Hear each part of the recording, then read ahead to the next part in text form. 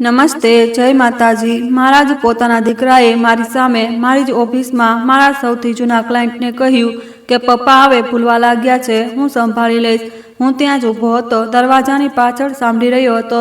મેં વિચાર્યું હતું કે દીકરો મારી મદદ કરી રહ્યો છે, હું કામમાં વ્યસ્ત હતો, તે ક્લાયન્ટને સંભાળી રહ્યો હતો। મને તેના પર ગર્વ હતો। તેણે મારી પીઠ પાછળ આખા શહેરમાં ફેલાવી દીધું હતું કે હું પાગલ થઈ ગયો છું। 3 વર્ષથી જ્યારે કે હું રોજ ઓફિસ જતો હતો, રોજ કામ કરતો હતો અને તે હસીને મને ચા પીવડાવતો હતો। જો આ વાર્તા તમને સ્પર્શી રહી હોય તો ચેનલને સબસ્ક્રાઇબ કરી લો। દરરોજ એક નવી વાર્તા આવે છે જે કદાચ તમારી પણ હોઈ શકે। કમેન્ટમાં જણાવો તમે ક્યાંથી સાંભળી રહ્યા છો। બેંક મેનેજરે મારી તરફ ફાઇલ ખસેડી અને બોલ્યા, સહી અહીં કરી દો રમેશજી, તમારા દીકરાના નામે ટ્રાન્સફર કરવું જ બહેતર છે। મારા હાથમાં પેન હતી, કાગળની સામે મારી આખી જિંદગી હતી, જયપુરની 3 પ્રોપર્ટી, ઓફિસ, બધી જમા પૂંજી, બધું જ। વિકાસ બાજુમાં બેઠો હતો, તેણે મારા ખભા પર હાથ મૂક્યો। પપ્પા, તમે ટેન્શન ન લો, હું બધું સંભાળી લઈશ, તેના અવાજમાં પ્રેમ હતો। મેં પેન ઉઠાવી, 1 સેકન્ડ માટે મારી નજર તેની આંખો પર પડી અને તે 1 સેકન્ડમાં મેં કંઈક જોયું, કંઈક એવું જે એક પિતા ક્યારેય પોતાના દીકરાની આંખોમાં જોવા નથી માંગતો। જીત, શિકાર પર ઝપટતા પહેલાની જીત। મારો હાથ રોકાઈ ગયો।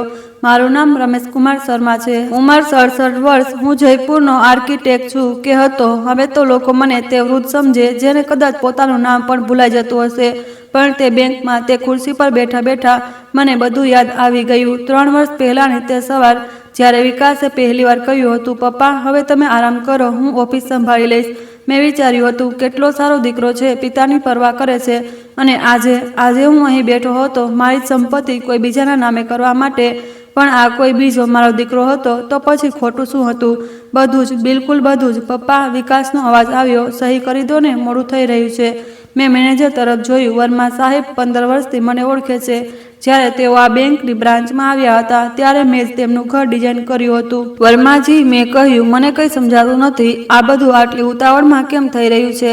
તેમણે નજર નીચે કરી લીધી। રમેશજી, તમે જાણો છો, ઉંમરની સાથે વસ્તુઓ મુશ્કેલ થઈ જાય છે। વિકાસજીએ બધું સમજાવ્યું છે મને, તમારી તબિયત વિશે। તબિયત? મારી શું તબિયત?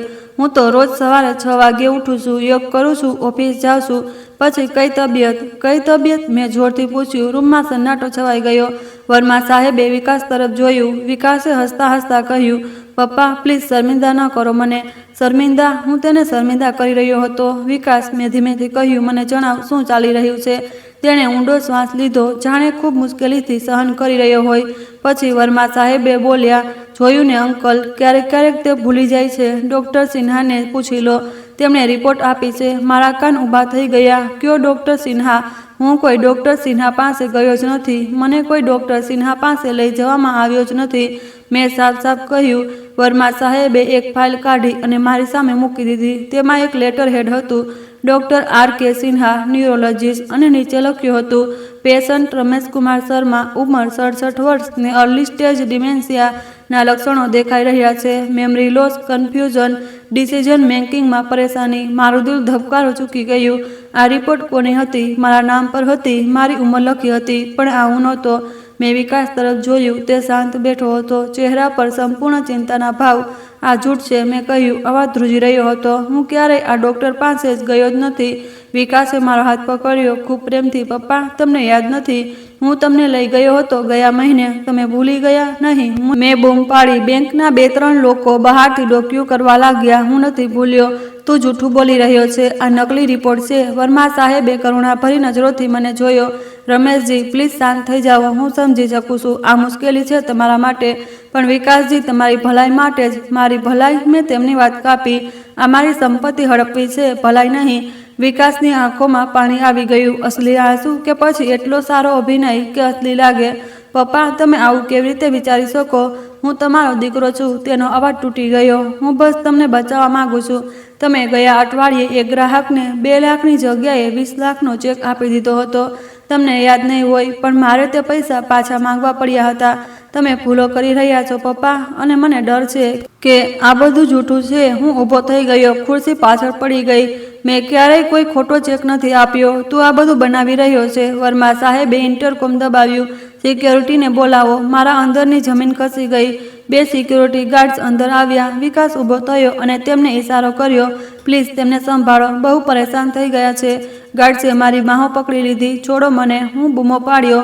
હું પાગલ નથી, હું રમેશ શર્મા છું. આ શહેરની 30 બિલ્ડિંગ મેં બનાવી છે, પણ તેમને મને બહારની તરફ ખેંચવાનું શરૂ કરી દીધું.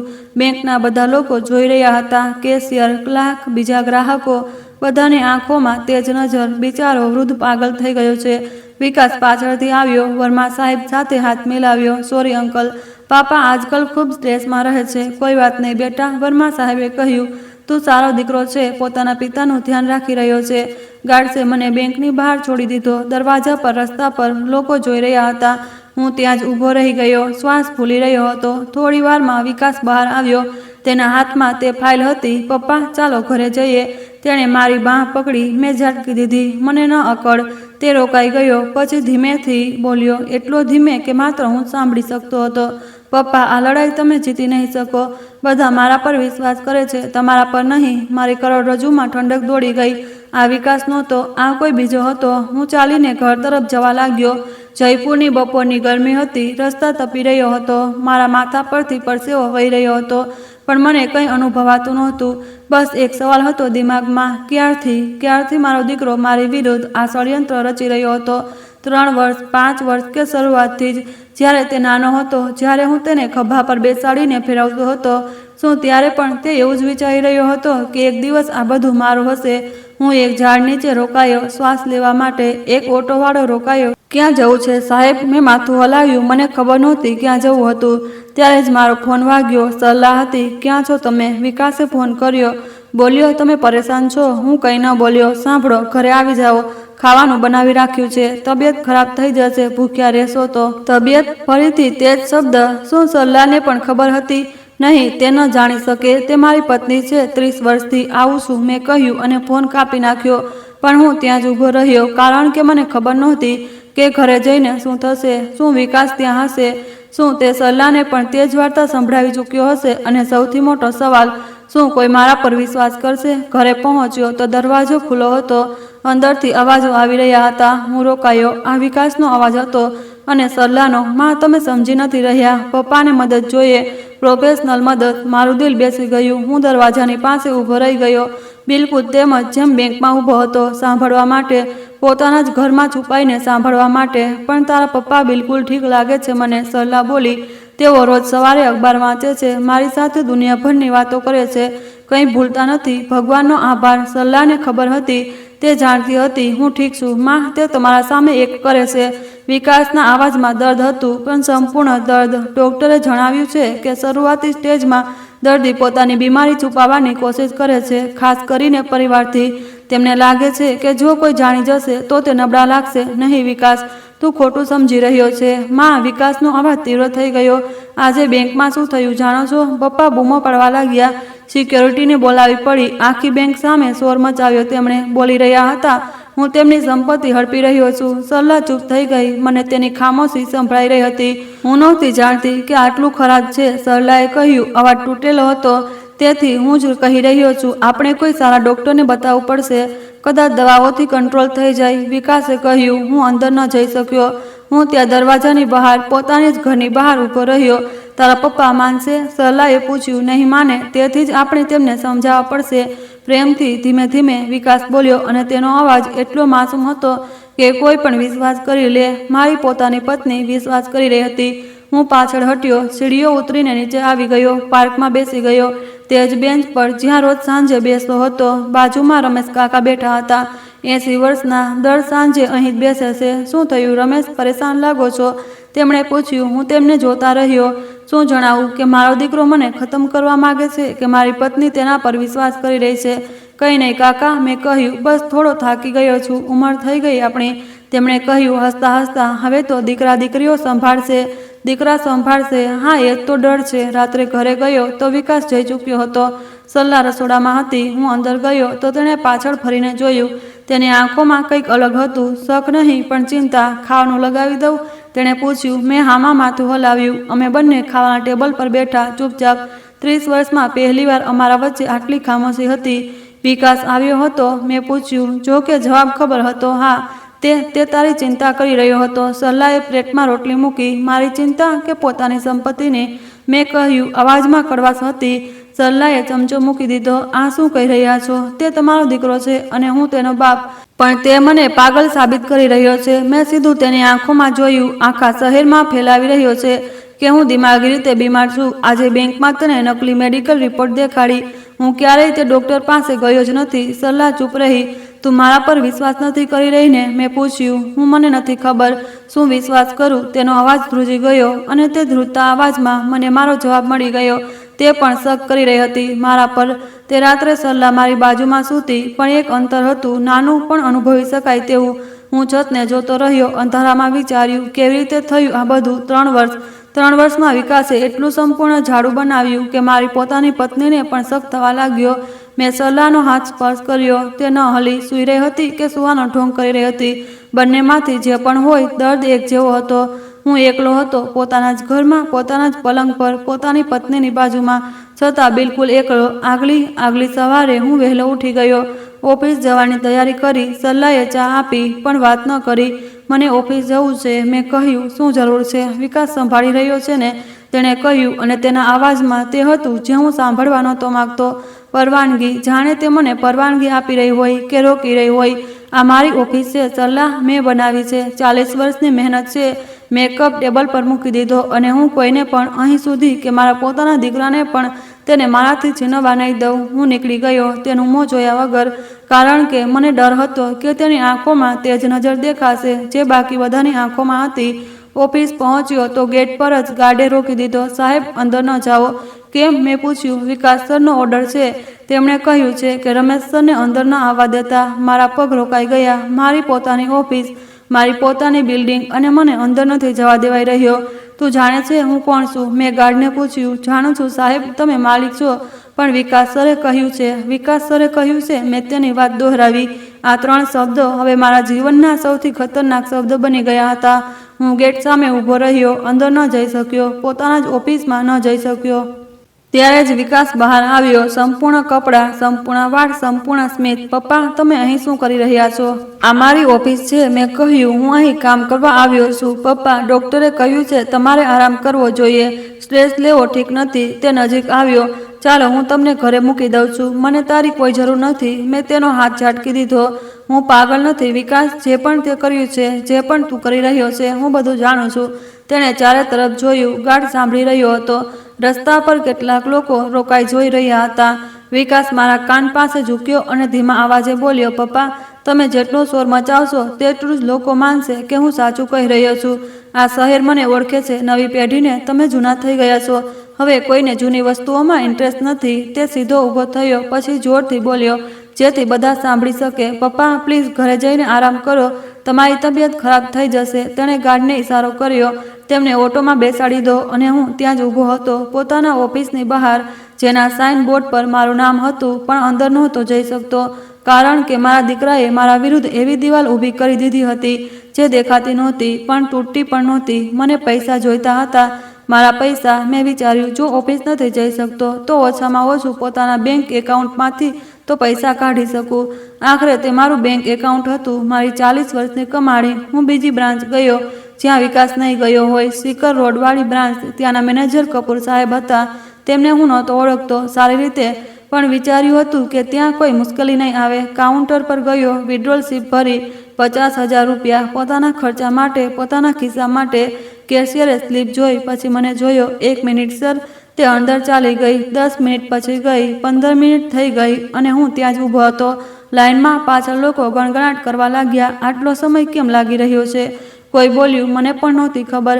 આખરે કેશિયર બહાર આવી. સાથે કપૂર સાહેબ હતા. મિસ્ટર શર્મા, પ્લીઝ મારા કેબિનમાં આવો, તેમણે કહ્યું. હું તેમની પાછળ ગયો. કેબિનમાં બેસતા જ તેમણે એક રજિસ્ટર ખોલ્યું. જુઓ મિસ્ટર શર્મા, તમારા એકાઉન્ટ પર એક નોટ છે. કોઈ પણ ટ્રાન્ઝેક્શન પહેલા વિકાસ શર્માજીને ઇન્ફોર્મ કરવાનું છે. મારું દિલ ધબકવાનું બંધ થઈ ગયું. શું મતલબ? આ મારું એકાઉન્ટ છે. મારે કોઈને ઇન્ફોર્મ કરવાની શું જરૂર? કપૂર સાહેબે ચશ્મા ઉતાર્યા, સાફ કર્યા, પછી બોલ્યા, મિસ્ટર શર્મા, તમારા દીકરાએ અમને કેટલાક ડોક્યુમેન્ટ આપ્યા છે. મેડિકલ રિપોર્ટ, જેમાં લખ્યું છે કે તમે ફાઇનાન્શિયલી વર્કેબલ છો. ક્યારેક તમે મોટી રકમ કાઢી લો છો અને ભૂલી જાઓ છો કે શા માટે કાઢી હતી. આ ફરીથી તે જ જૂઠ, તે જ વાર્તા. મેં ક્યારેય આવું નથી કર્યું, મેં કહ્યું. પણ મારા અવાજમાં તે તાકાત નહોતી જે સવારે હતી. થાકી ગયો હતો હું. મિસ્ટર શર્મા, હું સમજી શકું છું આ મુશ્કેલ છે, પણ નહીં, તમે નથી સમજી શકતા. મેં તેમને રોક્યા. તમે નથી સમજી શકતા કે પોતાના દીકરા સામે લડવું કેવું હોય છે, પોતાના જ પૈસા માટે ભીખ માંગવી કેવી હોય છે. કપૂર સાહેબે ઊંડો શ્વાસ લીધો. જુઓ, હું તમને 5,000 આપી શકું છું, કોઈને કહ્યા વિના. નાની રકમ છે તો કોઈ મુશ્કેલી નહીં થાય, પણ 50,000 મારા માટે વિકાસજીને કોલ કરવો પડશે. આ બેંકનો નિયમ છે. નિયમ? બધા નિયમ બની ગયા હતા અચાનક. અને જો હું મારું એકાઉન્ટ જ બંધ કરાવવા માંગું, બધા પૈસા કાઢવા માંગું? મેં પૂછ્યું.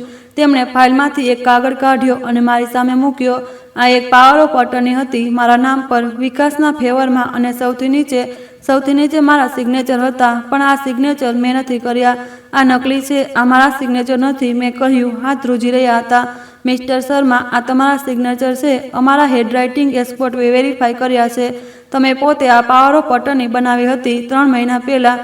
3 મહિના પહેલાં? મે મહિનામાં હું દિલ્હી ગયો હતો એક કોન્ફરન્સ માટે. વિકાસે કહ્યું હતું કે કેટલાક જરૂરી કાગળો છે, સહી કરી દો જેથી ઓફિસનું કામ ચાલતું રહે. મેં વાંચ્યા વિના સહી કરી દીધી હતી, કારણ કે તે મારો દીકરો હતો. મને વિશ્વાસ હતો તેના પર, અને તેણે તે જ કાગળ વચ્ચે આ પાવર ઓફ અટર્ની છુપાવી દીધી હશે. હું ખુરશીમાં ખસી ગયો.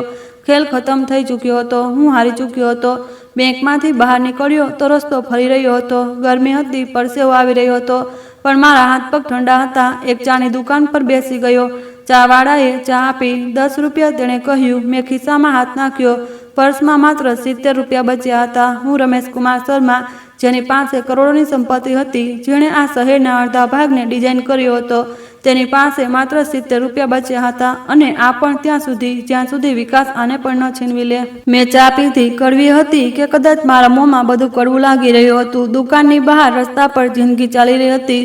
લોકો કામ પર જઈ રહ્યા હતા. સ્કૂટર, કાર, બસ, બધું પોતપોતાની દુનિયામાં વ્યસ્ત. કોઈને ફરક નહોતો પડતો કે એક વૃદ્ધ માણસની દુનિયા તૂટી રહી હતી. ત્યારે જ એક છોકરો આવ્યો, 25-26 વર્ષનો. રમેશ સર, તેણે પૂછ્યું. મેં જોયું. અર્જુન હતો, મારો જુનિયર આસિસ્ટન્ટ. 3 વર્ષ પહેલા સુધી મારી સાથે કામ કરતો હતો. અર્જુન, તમે અહીં? તમે ઠીક તો છો? તેના અવાજમાં ચિંતા હતી, અસલી ચિંતા. અને તે ચિંતા સાંભળીને મારી આંખોમાં પાણી આવી ગયું. કેટલા દિવસ થઈ ગયા હતા. કોઈએ સાચેમાં પૂછ્યું હતું કે હું ઠીક છું કે નહીં. બેસો, મેં કહ્યું. તે બેસી ગયો. ચાવાળાને 2 ચા વધુ મંગાવી. સર, મેં સાંભળ્યું છે વિકાસ સર વિશે કંઈક અજીબ વાતો સાંભળી છે. અર્જુન ધીમેથી કહ્યું.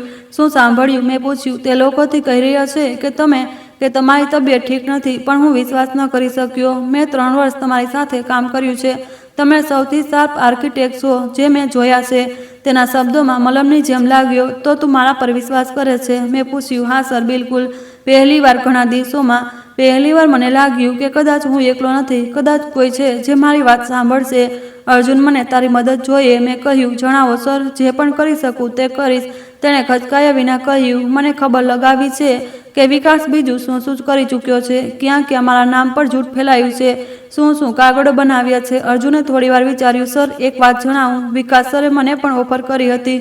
શું ઓફર? તેમણે કહ્યું હતું કે જો હું ગવાહી આપું કે તમે કામ દરમિયાન કન્ફ્યુઝ થઈ જાઓ છો, ભૂલો કરો છો, તો તે મને ફર્મમાં પાર્ટનર બનાવી દેશે. મારો શ્વાસ રોકાઈ ગયો. અને તે શું કહ્યું? મેં ના પાડી દીધી. અને બીજા દિવસે તેમણે મને ધમકી આપી કે જો મેં કોઈને જણાવ્યું તો તે મારું કરિયર બરબાદ કરી દેશે. મારે શહેર છોડીને ભાગવું પડ્યું.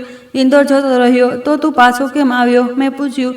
કારણ કે હું તમારા વિશે સાંભળતો રહ્યો. મારા મિત્રો જયપુરમાં જણાવતા રહ્યા કે શું થઈ રહ્યું છે, અને મને લાગ્યું કે જો હું ચૂપ રહ્યો તો તે એક સારા માણસને બરબાદ કરી દેશે. અર્જુને પોતાનો ફોન કાઢ્યો. સર, મારી પાસે કેટલીક રેકોર્ડિંગ છે જ્યારે વિકાસ સરે મને ઓફર કરી હતી. મેં રેકોર્ડ કરી દીધું હતું. વિચાર્યું હતું કે કામ આવશે. તેણે ફોન મારા હાથમાં રાખ્યો. મેં પ્લે કર્યું. વિકાસનો અવાજ હતો, સાફ. જો અર્જુન, મારા પપ્પા હવે કામના લાયક નથી રહ્યા. તું બસ કોર્ટમાં બોલી દેજે કે તેમણે પ્રોજેક્ટમાં ભૂલો કરી. બાકી હું સંભાળી લઈશ. આ પુરાવો હતો, પહેલો અસલી પુરાવો. મેં અર્જુનને જોયો. આ છોકરાએ જે મારો કંઈ નહોતો, જેના માટે હું માત્ર એક જૂનો બોસ હતો, તેણે પોતાનું કરિયર જોખમમાં નાખ્યું મારા માટે. તને ખબર છે આનો મતલબ શું છે? મેં પૂછ્યું. હા સર, આનો મતલબ છે કે હવે આપણે લડી શકીએ છીએ. તેણે હસતા કહ્યું. પણ હું હસી ન શક્યો, કારણ કે મને ખબર હતી કે વિકાસ પાસે પૈસા હતા, તાકાત હતી, કનેક્શન્સ હતા. અને મારી પાસે શું હતું? એક જૂની રેકોર્ડિંગ અને એક યંગ આર્કિટેક્ટ જે પોતાને સ્ટ્રગલિંગ હતો. પણ તેમ છતાં તે ચાની દુકાન પર બેઠા મને પહેલીવાર લાગ્યું કે કદાચ બધું ખતમ નથી થયું. કદાચ હજી પણ લડવાની ગુંજાઈશ બાકી હતી. કદાચ અર્જુનના ગયા પછી હું વિચારતો રહ્યો કે હવે શું કરું. એક રેકોર્ડિંગ પૂરતી નહોતી, મને વધુ પુરાવા જોઈતા હતા અને સૌથી જરૂરી મને કોઈ એવા માણસની જરૂરત હતી જેની વાત લોકો સાંભળે. મને યાદ આવ્યું મહેરા સાહેબ મારા સૌથી જૂના મિત્ર. અમે બંને સાથે ભણ્યા હતા, સાથે સ્ટ્રગલ કર્યું હતું. જ્યારે મેં મારી પહેલી ઓફિસ ખોલી હતી તો તેમણે જ પૈસા આપ્યા હતા. જો કોઈ મારી વાત સમજશે તો તે જ સમજશે. હું તેમના ઘર તરફ ચાલી નીકળ્યો. માલવ્યનગરમાં રહેતા હતા, મોટું ઘર જે મેં ડિઝાઇન કર્યું હતું 20 વર્ષ પહેલાં. રસ્તામાં વિચારતો રહ્યો કે કેવી રીતે જણાવીશ, તેમને ક્યાંથી શરૂઆત કરીશ, પણ મને ખાતરી થતી કે તે માનશે, તેમને માનવું જ પડશે. ઘરે પહોંચ્યો તો ગેટ ખુલ્લો હતો. અંદર ગયો, નોકરે જોયો તો થોડો હેરાન થયો. રમેશ સાહેબ, તમે? મહેરા સાહેબ ઘરમાં છે, બેસો. તે અંદર ગયા બોલાવવા માટે. હું ડ્રોઈંગ રૂમમાં બેઠો, ચારે તરફ જોયું. દિવાલો પર જૂની તસવીરો હતી. એક તસવીરમાં હું અને મહેરા સાહેબ હતા, કોલેજના દિવસોની. બંને હસી રહ્યા હતા, જુવાન હતા. તે વખતે અમને નહોતી ખબર કે જિંદગી શું શું બતાવશે. મહેરા સાહેબ આવ્યા, પણ તેમના ચહેરા પર જે એક્સપ્રેશન હતો તે મને પસંદ ન આવ્યો. ચિંતા હતી, બેચેની હતી. રમેશ, તો અચાનક? તેમણે પૂછ્યું, પણ બેઠા નહીં, ઊભા જ રહ્યા. બેસો ને, મેં કહ્યું. તે ધીમે ધીમે બેઠા, સામેવાળી ખુરશી પર અંતર જાળવી રાખતા. કેમ છો? તેમણે પૂછ્યું. ઠીક નથી, મેં સીધું કહ્યું. મને તમારી મદદ જોઈએ છે. તેમણે ઊંડો શ્વાસ લીધો. રમેશ, મેં સાંભળ્યું છે વિકાસે જણાવ્યું કે તારી તબિયત. હું ઊભો થઈ ગયો. તું પણ નહીં? તું તો નથી માની શકતો તેની વાત. તું મને 40 વર્ષથી ઓળખે છે અને તેથી જ હું કહી રહ્યો છું. મહેરા સાહેબનો અવાજ નરમ હતો. રમેશ, ઉંમર થઈ રહી છે આપણી. ક્યારેક ક્યારેક આપણને પોતાને નથી ખબર પડતી કે આપણે બદલાઈ રહ્યા છીએ. વિકાસ તારું ભલું ઈચ્છે છે. મારા અંદર કંઈક તૂટી ગયું. મારો છેલ્લો સહારો પણ ખસી રહ્યો હતો. સાંભળ મારી વાત પ્લીઝ. હું તેમની સામે ઊભો હતો. વિકાસ જૂઠું બોલી રહ્યો છે. તેણે નકલી મેડિકલ રિપોર્ટ બનાવી છે. બેંકમાં મારા નામ પર સિગ્નેચર ખોટા કર્યા છે. તે મારાથી મારી સંપત્તિ છીનવવાની કોશિશ કરી રહ્યો છે. મેરા સાહેબે મને એ રીતે જોયો જેમ કે હું સાચેમાં પાગલ થઈ ગયો હોઉં. રમેશ, સાંભળ, તું શું બોલી રહ્યો છે? તે તારો દીકરો છે, તારું લોહી છે. તે આવું કેમ કરશે? પૈસા માટે, સંપત્તિ માટે, તાકાત માટે. મેં કહ્યું, તેને રાહ નથી જોવી કે હું પોતે બધું તેને આપી દઉં. તે હમણાં જ ઈચ્છે છે, હમણાં જ. મહેરા સાહેબ ઊભા થઈ ગયા. મને લાગે છે તને આરામ કરવો જોઈએ. હું વિકાસને ફોન કરું છું, તે તને લેવા આવી જશે. નહીં, મેં તેમનો હાથ પકડ્યો. પ્લીઝ તેને ફોન ન કર. બસ એકવાર મારી વાત સાંભળ. મારી પાસે પુરાવા છે. મેં મારો ફોન કાઢ્યો અર્જુનવાળી રેકોર્ડિંગ દેખાડવા માટે, પણ મહેરા સાહેબે ફોન ન લીધો. રમેશ, વિકાસ મારી પાસે આવ્યો હતો ગઈકાલે. તેણે મને જણાવ્યું કે તું આવા આક્ષેપો લગાવીશ. તેણે મને તારા ડૉક્ટરની રિપોર્ટ પણ દેખાડી. પેરાનોઇડ ડિસઓર્ડર લખ્યું હતું. તને લાગે છે કે બધા તારા વિરુદ્ધ છે? હું પાછળ હટ્યો. વિકાસ અહીં પણ પહેલાં જ પહોંચી ચૂક્યો હતો, મારા મિત્ર પાસે. તેણે બધું પહેલાંથી પ્લાન કર્યું હતું, દરેક પગલું. તો તું પણ તેના પર વિશ્વાસ કરે છે, મારા પર નહીં. મારો અવાજ તૂટી ગયો. મહેરા સાહેબે મારી તરફ હાથ લંબાવ્યો, પણ હું પાછળ હટી ગયો. હું તારા પર વિશ્વાસ કરું છું રમેશ, પણ હું આ પણ જોઈ રહ્યો છું કે તું બદલાઈ ગયો છે. છેલ્લા કેટલાક મહિનાઓથી તારું વર્તન અજીબ થઈ ગયું છે. એસોસિએશનની મિટિંગમાં પણ તું. તે બધું વિકાસને કારણે હતું. હું બૂમ પાડ્યો. તેણે પહેલાંથી બધાને જણાવી દીધું હતું. બધું એક નાટક હતું. રમેશ, શાંત થઈ જા. જો તું અત્યારે કેવું રિએક્ટ કરી રહ્યો છે, આ નોર્મલ નથી. તેમણે પોતાનો ફોન કાઢ્યો. મને ખબર હતી તે વિકાસને કોલ કરી રહ્યા છે. હું બહાર તરફ ભાગ્યો. રમેશ, રોકાઈ જા. મહેરા સાહેબે પાછળથી બૂમ પાડ્યા, પણ હું ન રોકાયો. ગેટમાંથી બહાર નીકળ્યો અને રસ્તા પર આવી ગયો. શ્વાસ ફૂલી રહ્યો હતો, દિલ ઝડપથી ધડકી રહ્યું હતું. હું એક ઝાડ નીચે રોકાયો. સહારાની જરૂર હતી. વિચાર્યું હતું કે મહેરા સાહેબ સમજશે, પણ વિકાસને તેમને પણ પોતાની મુઠ્ઠીમાં કરી લીધા હતા. કેટલા લોકો પાસે ગયો હશે તે, કેટલી વાર મારા વિશે જૂઠું બોલ્યું હશે, અને સૌથી ડરામણી વાત, બધા માની રહ્યા હતા. કોઈ પણ મારા પર વિશ્વાસ નહોતું કરી રહ્યું. એક દીકરો પોતાના બાપની વિરુદ્ધ બોલે તો લોકો દીકરા પર વિશ્વાસ કરે છે, કારણ કે કયો દીકરો પોતાના બાપની વિરુદ્ધ જશે? માત્ર તે જ જેની વાત સાચી હોય. આ લોજિક હતું, અને આ જ લોજિકે મને ફસાવી દીધો હતો. હું ત્યાં જ બેસી ગયો, ઝાડ નીચે. રસ્તા પર ટ્રાફિક ચાલી રહ્યો હતો. સાંજ થઈ રહી હતી. લોકો ઘરે જઈ રહ્યા હતા, પોતાના પરિવારો પાસે, અને હું પોતાના ઘરે જતા ડરી રહ્યો હતો, કારણ કે ત્યાં સલાહ હશે જે હવે મારા પર સંપૂર્ણ રીતે વિશ્વાસ નહોતી કરતી. વિકાસ હશે જે મને જોઈને હસશે અને પૂછશે, પપ્પા કેમ છો? જેમ કે કંઈ થયું જ ન હોય. મારો ફોન વાગ્યો. સલાહ હતી. મેં ઉઠાવ્યો. ક્યાં છો? તેના અવાજમાં ચિંતા હતી. બહાર. વિકાસે જણાવ્યું તમે મહેરાજીના ઘરે ગયા હતા. તેમણે ફોન કર્યો. બોલ્યા, તમે બહુ પરેશાન લાગતા હતા. બિલકુલ, બધા મળેલા હતા. હું ઘરે આવી રહ્યો છું, મેં કહ્યું, અને ફોન કાપી નાખ્યો. પણ હું ત્યાં જ બેઠો રહ્યો. નહોતું ઘરે જવું, નહોતું જોવું કોઈનો ચહેરો. ત્યારે જ એક નોટિફિકેશન આવી ફોન પર બેંક તરફથી, your account has been converted to joint account with Vikas Sharma. All transaction now required down authorization. મારું એકાઉન્ટ, છેલ્લી વસ્તુ જે મારી હતી તે પણ જતી રહી. હું ત્યાં જ બેઠા બેઠા રડવા લાગ્યો. રસ્તા પર લોકો જોઈ રહ્યા હતા. એક વૃદ્ધ માણસ ઝાડ નીચે રડી રહ્યો છે. કદાચ તેમને લાગ્યું હશે કોઈ મેન્ટલ કેસ છે, અને કદાચ તેઓ સાચા હતા, કારણ કે આ આખા શહેરમાં મને લાગી રહ્યું હતું કે કંઈક ખોટું થઈ રહ્યું છે. જો તમે આ વાર્તા સાંભળી રહ્યા છો તો કૃપા કરીને કમેન્ટમાં જણાવો કે તમે ક્યાંથી સાંભળી રહ્યા છો.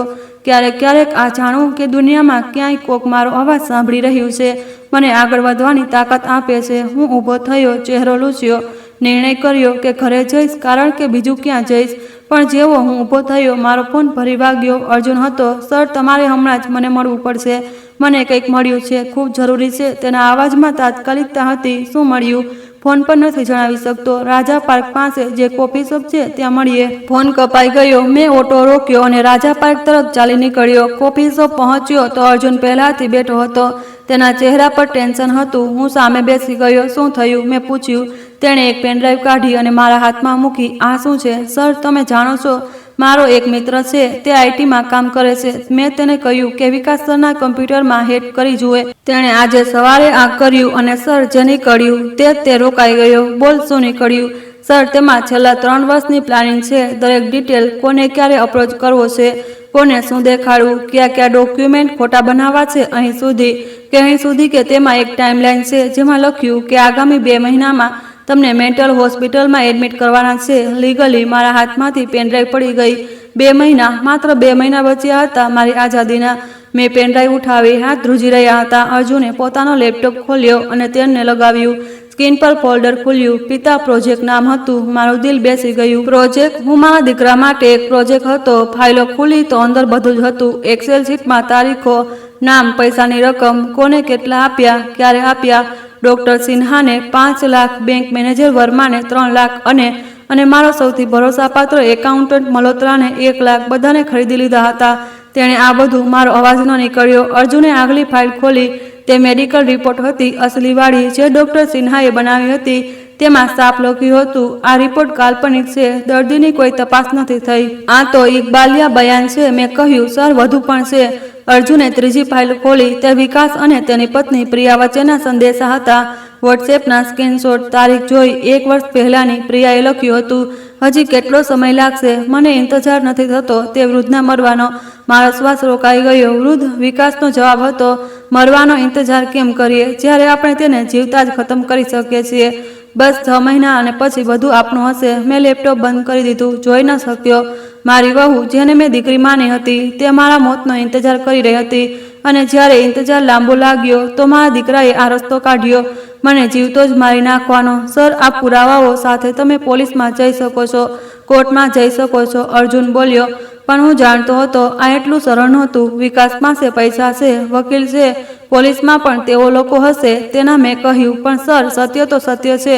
પુરાવા છે તમારી પાસે. પુરાવા પૂરતા નથી હોતા બેટા, ખાસ કરીને જ્યારે આખું શહેર માનતું હોય કે તું પાગલ છે. હું ઊભો થઈ ગયો. બહાર જોયું. વરસાદ શરૂ થઈ ગયો હતો. હળવો હળવો, પણ કોશિશ તો કરવી પડશે ને? અર્જુને પૂછ્યું. મેં તેને જોયો. એટલી આશા હતી તેની આંખોમાં, જે મારી પોતાની આંખોમાં ખતમ થઈ ચૂકી હતી. હા, મેં કહ્યું, કોશિશ કરીશું. સૌથી પહેલાં આપણને એક એવો વકીલની જરૂર છે જે ખરીદી ન શકાય.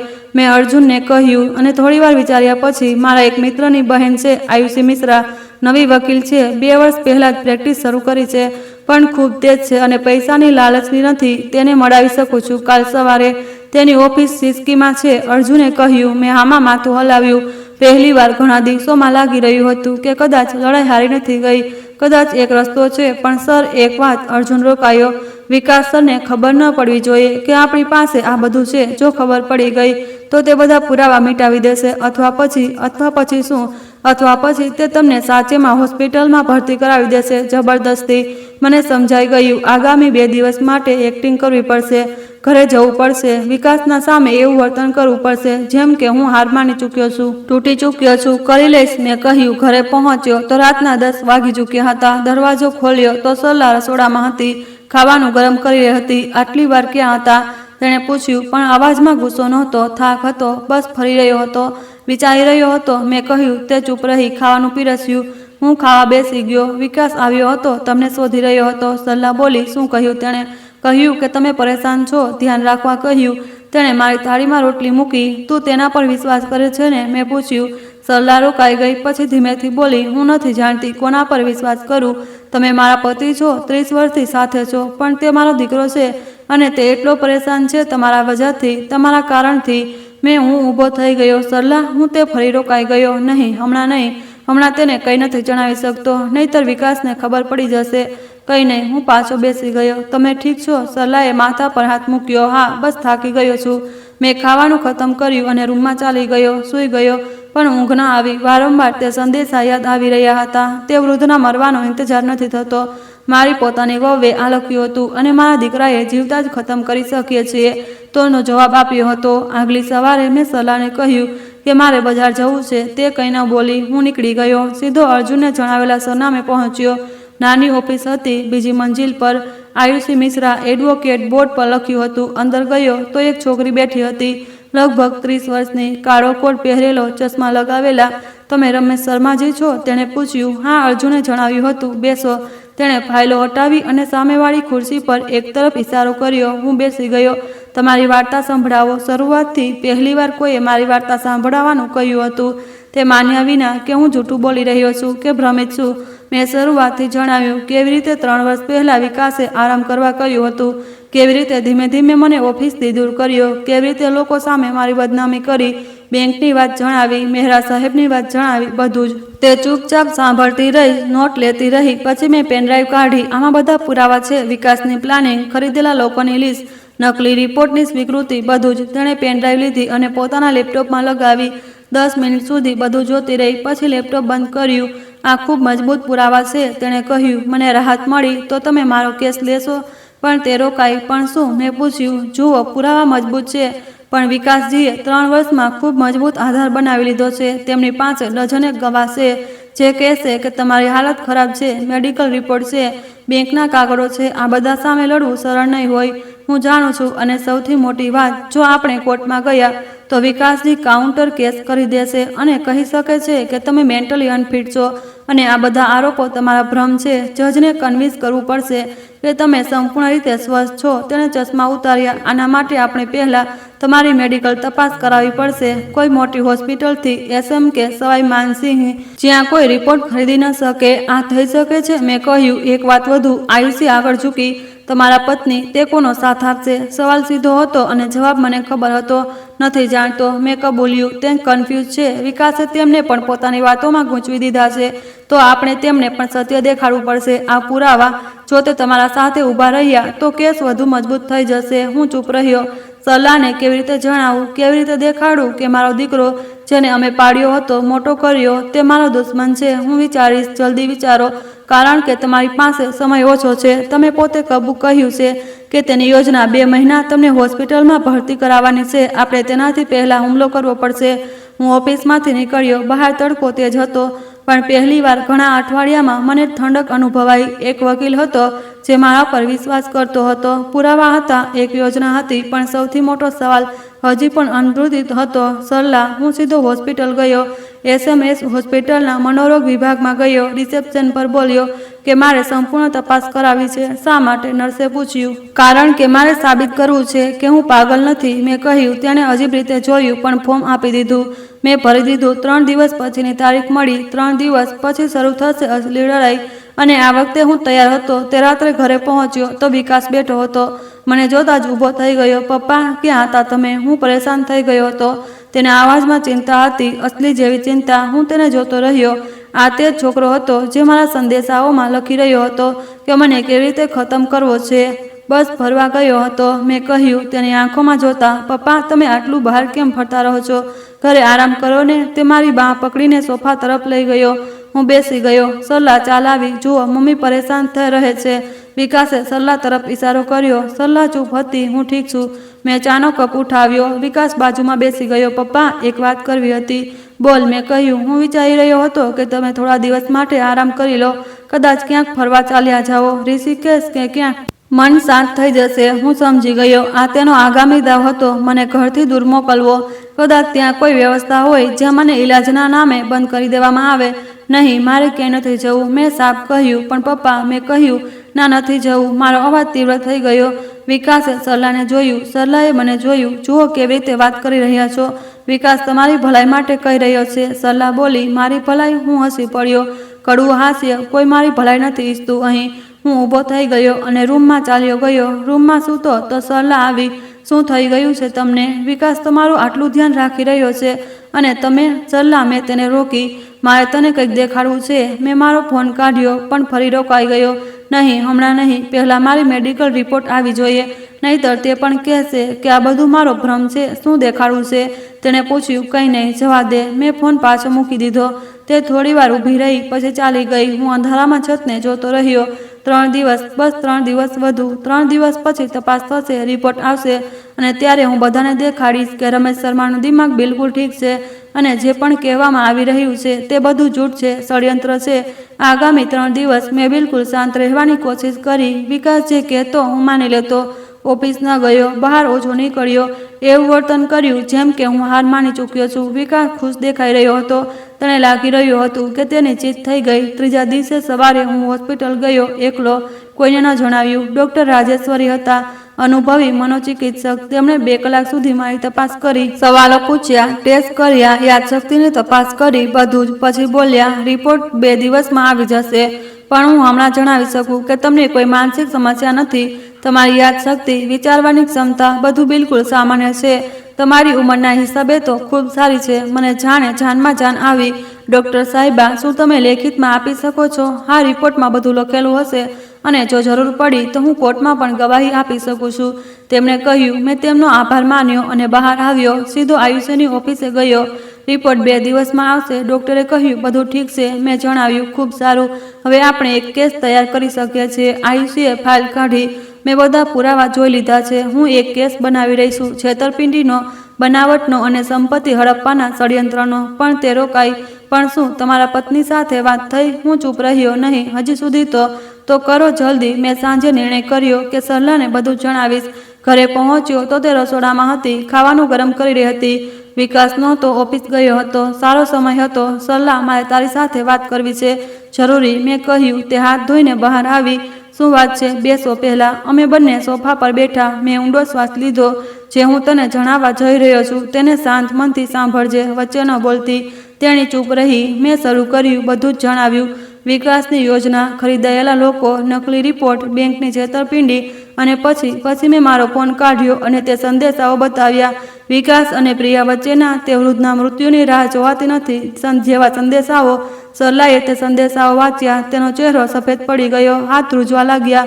ના, આ ન થઈ શકે. તેનો અવાજ તૂટી ગયો. આ થઈ રહ્યું છે સરલા, 3 વર્ષથી થઈ રહ્યું છે અને મને ખબર પણ નહોતી. મેં કહ્યું, વિકાસ, અમારો વિકાસ આવું ન કરી શકે. તે તમારો દીકરો છે, તમને પ્રેમ કરે છે. સરલાના આંસુ પડવા લાગ્યા. મને પણ આવું જ લાગતું હતું. પણ આ જુઓ. મેં પેનડ્રાઈવ કાઢી. આમાં બધું જ છે, તેની પૂરી યોજના. કોને કેટલા પૈસા આપ્યા, ક્યારે શું કરવું છે, અહીં સુધી કે આગામી 2 મહિના મને જબરન હોસ્પિટલમાં ભરતી કરવાની છે યોજના પણ છે.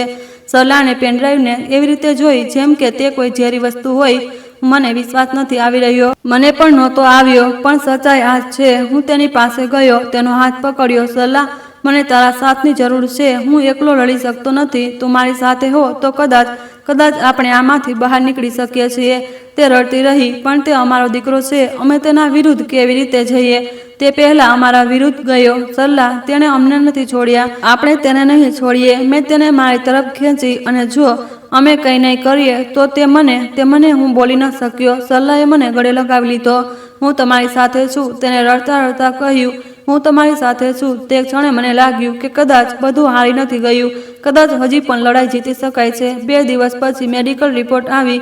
ડૉક્ટર રાજેશ્વરીએ સ્પષ્ટ લખ્યું હતું કે શ્રી રમેશકુમાર શર્મા સંપૂર્ણ રીતે માનસિક સ્વાસ્થ્યમાં છે. તેમને કોઈ પણ પ્રકારની સ્મૃતિહાનિ, ભ્રમ અથવા અન્ય માનસિક વિકાર નથી. તેઓ સંપૂર્ણપણે પોતાના નિર્ણયો લેવામાં સક્ષમ છે. હું અને સરલા સાથે આયુષ્યની ઓફિસ ગયા. રિપોર્ટ બતાવી, પેનડ્રાઈવ આપી, બધા પુરાવા, અને હવે અમે કેસ દાખલ કરી શકીએ છીએ. આયુષીએ કહ્યું, પણ તૈયાર રહેજો, જ્યારે વિકાસને ખબર પડશે તો તે પણ લડશે, જોરથી લડશે. અમે તૈયાર છીએ, સરલાએ પહેલીવાર બોલ્યું. મેં તેની તરફ જોયું. તેની આંખોમાં દર્દ હતું, પણ દ્રઢતા પણ હતી. અમે તૈયાર છીએ, મેં દોહરાવ્યું. બીજા દિવસે આયુષીએ કોર્ટમાં કેસ દાખલ કરી દીધો. વિકાસ શર્મા વિરુદ્ધ છેતરપિંડી, બનાવટ, જબરન સંપત્તિ પડાવવાની કોશિશમાં બધા પુરાવા લગાવ્યા. મેડિકલ રિપોર્ટ, પેનડ્રાઈવનો ડેટા, અર્જુનની ગવાહી, બધું જ. તે જ દિવસે સાંજે વિકાસ ઘરે આવ્યો. તેના હાથમાં કોર્ટની નોટિસ હતી. તેનો ચહેરો ગુસ્સાથી લાલ હતો. આ શું છે? તે બૂમ પાડ્યો. સત્ય છે, મેં શાંતિથી કહ્યું. તે મારા વિરુદ્ધ કેસ કર્યો, પોતાના દીકરા વિરુદ્ધ. તે તારા બાપ વિરુદ્ધ 3 વર્ષ સુધી ષડયંત્ર રચ્યું, મને પાગલ સાબિત કરવાની કોશિશ કરી, મારાથી મારી સંપત્તિ છીનવવાની કોશિશ કરી, અને સૌથી ખરાબ, તે મારા મૃત્યુની રાહ જોઈ. મેં તેની આંખોમાં જોયું. વિકાસનું મોં ખુલ્લું રહી ગયું. તમને કેવી રીતે ખબર? મને બધી ખબર છે. તે કોને કેટલા પૈસા આપ્યા, કઈ નકલી રિપોર્ટ બનાવી, તારી અને પ્રિયાની વાતચીત, બધું જ. મેં કહ્યું. સરલા મારી બાજુમાં ઊભી હતી. વિકાસે પોતાની માને જોઈ. મમ્મી, તમે પણ એમની સાથે છો? હું સત્યની સાથે છું, વિકાસ, સરલાએ કહ્યું. અવાજ ધ્રુજી રહ્યો હતો, પણ મજબૂત હતો. અને સત્ય એ છે કે તે પોતાના જ પિતાને બરબાદ કરવાની કોશિશ કરી. વિકાસના ચહેરા પરથી બધો રંગ ઉડી ગયો. પછી અચાનક તે હસવા લાગ્યો. પાગલો જેવું હાસ્ય. ઠીક છે, જો આમ લડવું છે તો લડીશું, પણ યાદ રાખજો, મારી પાસે પૈસા છે, વકીલ છે, લોકો છે. તમારી પાસે શું છે? એક વૃદ્ધ વકીલ અને જૂઠા પુરાવા. સત્ય છે મારી પાસે, મેં કહ્યું, અને સત્ય હંમેશા જીતે છે. વિકાસ દરવાજા તરફ ફર્યો. જોઈએ છે. તે જતો રહ્યો, અને તેના ગયા પછી ઘરમાં એક વિચિત્ર શાંતિ છવાઈ ગઈ. લડાઈ શરૂ થઈ ચૂકી હતી. કોર્ટમાં પહેલી સુનાવણીનો દિવસ આવ્યો. હું, સરલા અને આયુષી સાથે ગયા. કોર્ટરૂમમાં પ્રવેશ્યા તો વિકાસ પહેલાથી જ બેઠો હતો. તેની સાથે 2 વકીલ હતા, મોંઘા સૂટમાં, ભારેખમ ફાઇલો લઈને. વિકાસે અમને જોયા, પણ ચહેરા પર કોઈ ભાવ નહોતો, જાણે અમે અજાણ્યા હોઈએ. જજ આવ્યા. કેસ શરૂ થયો. આયુષીએ અમારો પક્ષ રજૂ કર્યો, બધા પુરાવા રજૂ કર્યા, મેડિકલ રિપોર્ટ બતાવી, જેમાં સાબિત હતું કે હું સંપૂર્ણ સ્વસ્થ છું. પેનડ્રાઈવનો ડેટા બતાવ્યો, અર્જુનની રેકોર્ડિંગ સંભળાવી. જજ ધ્યાનથી સાંભળી રહ્યા હતા. મને લાગ્યું કદાચ આજે જ નિર્ણય આવી જશે, કદાચ આજે જ બધું સમાપ્ત થઈ જશે. પણ પછી વિકાસના વકીલ ઊભા થયા. વકીલનું નામ ત્રિપાઠી હતું, જયપુરના સૌથી પ્રખ્યાત અને સૌથી મોંઘો વકીલ. તેણે હસતા હસતા કહ્યું, માનનીય જજ સાહેબ, આ બધું એક વૃદ્ધ વ્યક્તિનો ભ્રમ છે, જે પોતાના દીકરા પર શંકા કરી રહ્યા છે. જુઓ, તેમની ઉંમર 67 વર્ષ. ઉંમરની સાથે ક્યારેક એવું થાય છે કે માણસને પોતાના સૌથી નજીકના લોકો પણ દુશ્મન લાગવા લાગે છે. પણ મેડિકલ રિપોર્ટ સ્પષ્ટ કહે છે. આયુષી બોલવા લાગી. 1 મિનિટ, ત્રિપાઠીએ હાથ ઊંચો કર્યો. અમારી પાસે પણ મેડિકલ રિપોર્ટ છે, 3 અલગ અલગ ડોક્ટરોની, જેમાં સ્પષ્ટ લખ્યું છે કે રમેશ શર્માજીએ પેરાનોઇડ ડિસ્ક્યુલેશનની સમસ્યા છે. તેણે 3 ફાઇલો જજની સામે મૂકી. મારું દિલ બેસી ગયું. 3 બીજી રિપોર્ટ? આ ક્યારે બનાવી? આયુષીએ તે રિપોર્ટ ઉઠાવી, જોઈ, પછી બોલી, માનનીય, આ બધી રિપોર્ટ 3 મહિના જૂની છે, અને અમારી રિપોર્ટ જે એસએમએસી હોસ્પિટલમાંથી છે તે માત્ર 5 દિવસ જૂની છે, તાજી અને પ્રમાણિત. પણ 3 ડોક્ટર એક વાત કહી રહ્યા છે, અને એક ડોક્ટર બીજી વાત. ત્રિપાઠીએ કહ્યું, સંભવ છે કે રમેશજીએ તે એક ડોક્ટરની સામે પોતાની બીમારી છુપાવી હોય. આવા દર્દીઓ અવારનવાર બહુ ચાલાક હોય છે. હું ઊભો થઈ ગયો. હું ચાલાક નથી, હું બીમાર નથી, અને આ બધું જૂઠું છે. જોયું માનનીય? ત્રિપાઠીએ જજની તરફ જોયું. કેટલું આક્રમકતા છે! આ પણ એક લક્ષણ છે. જજે મને બેસવાનો ઇશારો કર્યો. હું બેસી ગયો, હાથની મુઠ્ઠી વાળી. પણ ત્રિપાઠીએ સૌથી મોટો દાવ ખેલ્યો. માનનીય, રમેશ શર્માજીનો પોતાની પત્નીની સાથે સંબંધ પણ સારો નથી. તે પણ પરેશાન રહે છે તેમના બદલાતા વ્યવહારથી. હું સરલાજીને ગવાહના રૂપમાં બોલાવવા માંગુ છું. શું સરલાને? પણ સરલા તો મારી સાથે હતી. તેણે પોતે કહ્યું હતું કે તે મારી સાથે છે. મને કોઈ વાંધો નથી, આયુષી બોલી. સરલા ઊભી થઈ, આગળ ગઈ. સોગંદ ખાધા. મેં તેને જોઈ. તેની આંખોમાં શું હતું? ડર, શંકા. સરલાજી, જણાવો, શું તમારા પતિનો વ્યવહાર છેલ્લા કેટલાક સમયથી બદલાયેલો છે? ત્રિપાઠીએ પૂછ્યું. સરલા થોડીવાર ચૂપ રહી, પછી બોલી, હા, બદલાયો છે. મારો શ્વાસ થંભી ગયો. શું કહી રહી હતી તે? કઈ રીતે બદલાયો છે? તે ચીડિયા થઈ ગયા છે. નાની નાની વાતો પર ગુસ્સે થઈ જાય છે, અને તેમને લાગે છે કે બધા તેમના વિરુદ્ધ છે. સરલાનો અવાજ ધ્રુજી રહ્યો હતો. ના, હું ચીસ પાડ્યો. સરલા, તે પોતે કહ્યું હતું કે તું મારી સાથે છે. તે સંદેશાઓ જોયા હતા. તું જાણે છે કે વિકાસે શું કર્યું? જજે હથોડી વગાડી. મિસ્ટર શર્મા, શાંત રહો. એકવાર વધુ આવું કર્યું તો હું તમને કોર્ટમાંથી બહાર કરાવી દઈશ. હું બેસી ગયો.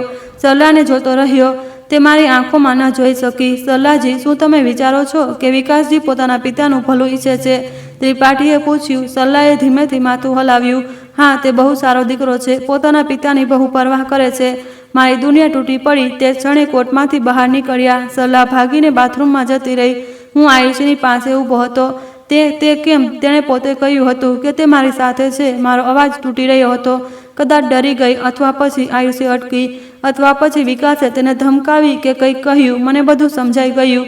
ગઈ રાતે વિકાસ ઘરે આવ્યો હતો. મોડી રાત સુધી હું સૂઈ રહ્યો હતો. કદાચ ત્યારે તેને સરલા સાથે વાત કરી હશે, ધમકાવી હશે કે ભાવનાત્મક બ્લેકમેલ કર્યું હશે. તે મારો દીકરો છે. મા પોતાના દીકરા વિરુદ્ધ કેવી રીતે જશે? મેં કહ્યું, આપણે સરલાજીને સમજાવવા પડશે. તેમના સહયોગ વિના કેસ નબળો પડી જાય છે.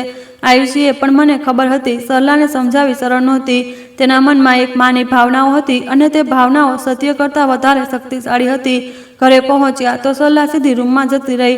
હું પાછળ ગયો. કેમ કર્યું તે આવું? મેં પૂછ્યું. તે બારી પાસે ઊભી રહી, બહાર જોઈ રહી હતી. કેમ કે તે મારો દીકરો છે, તેણે ધીમેથી કહ્યું.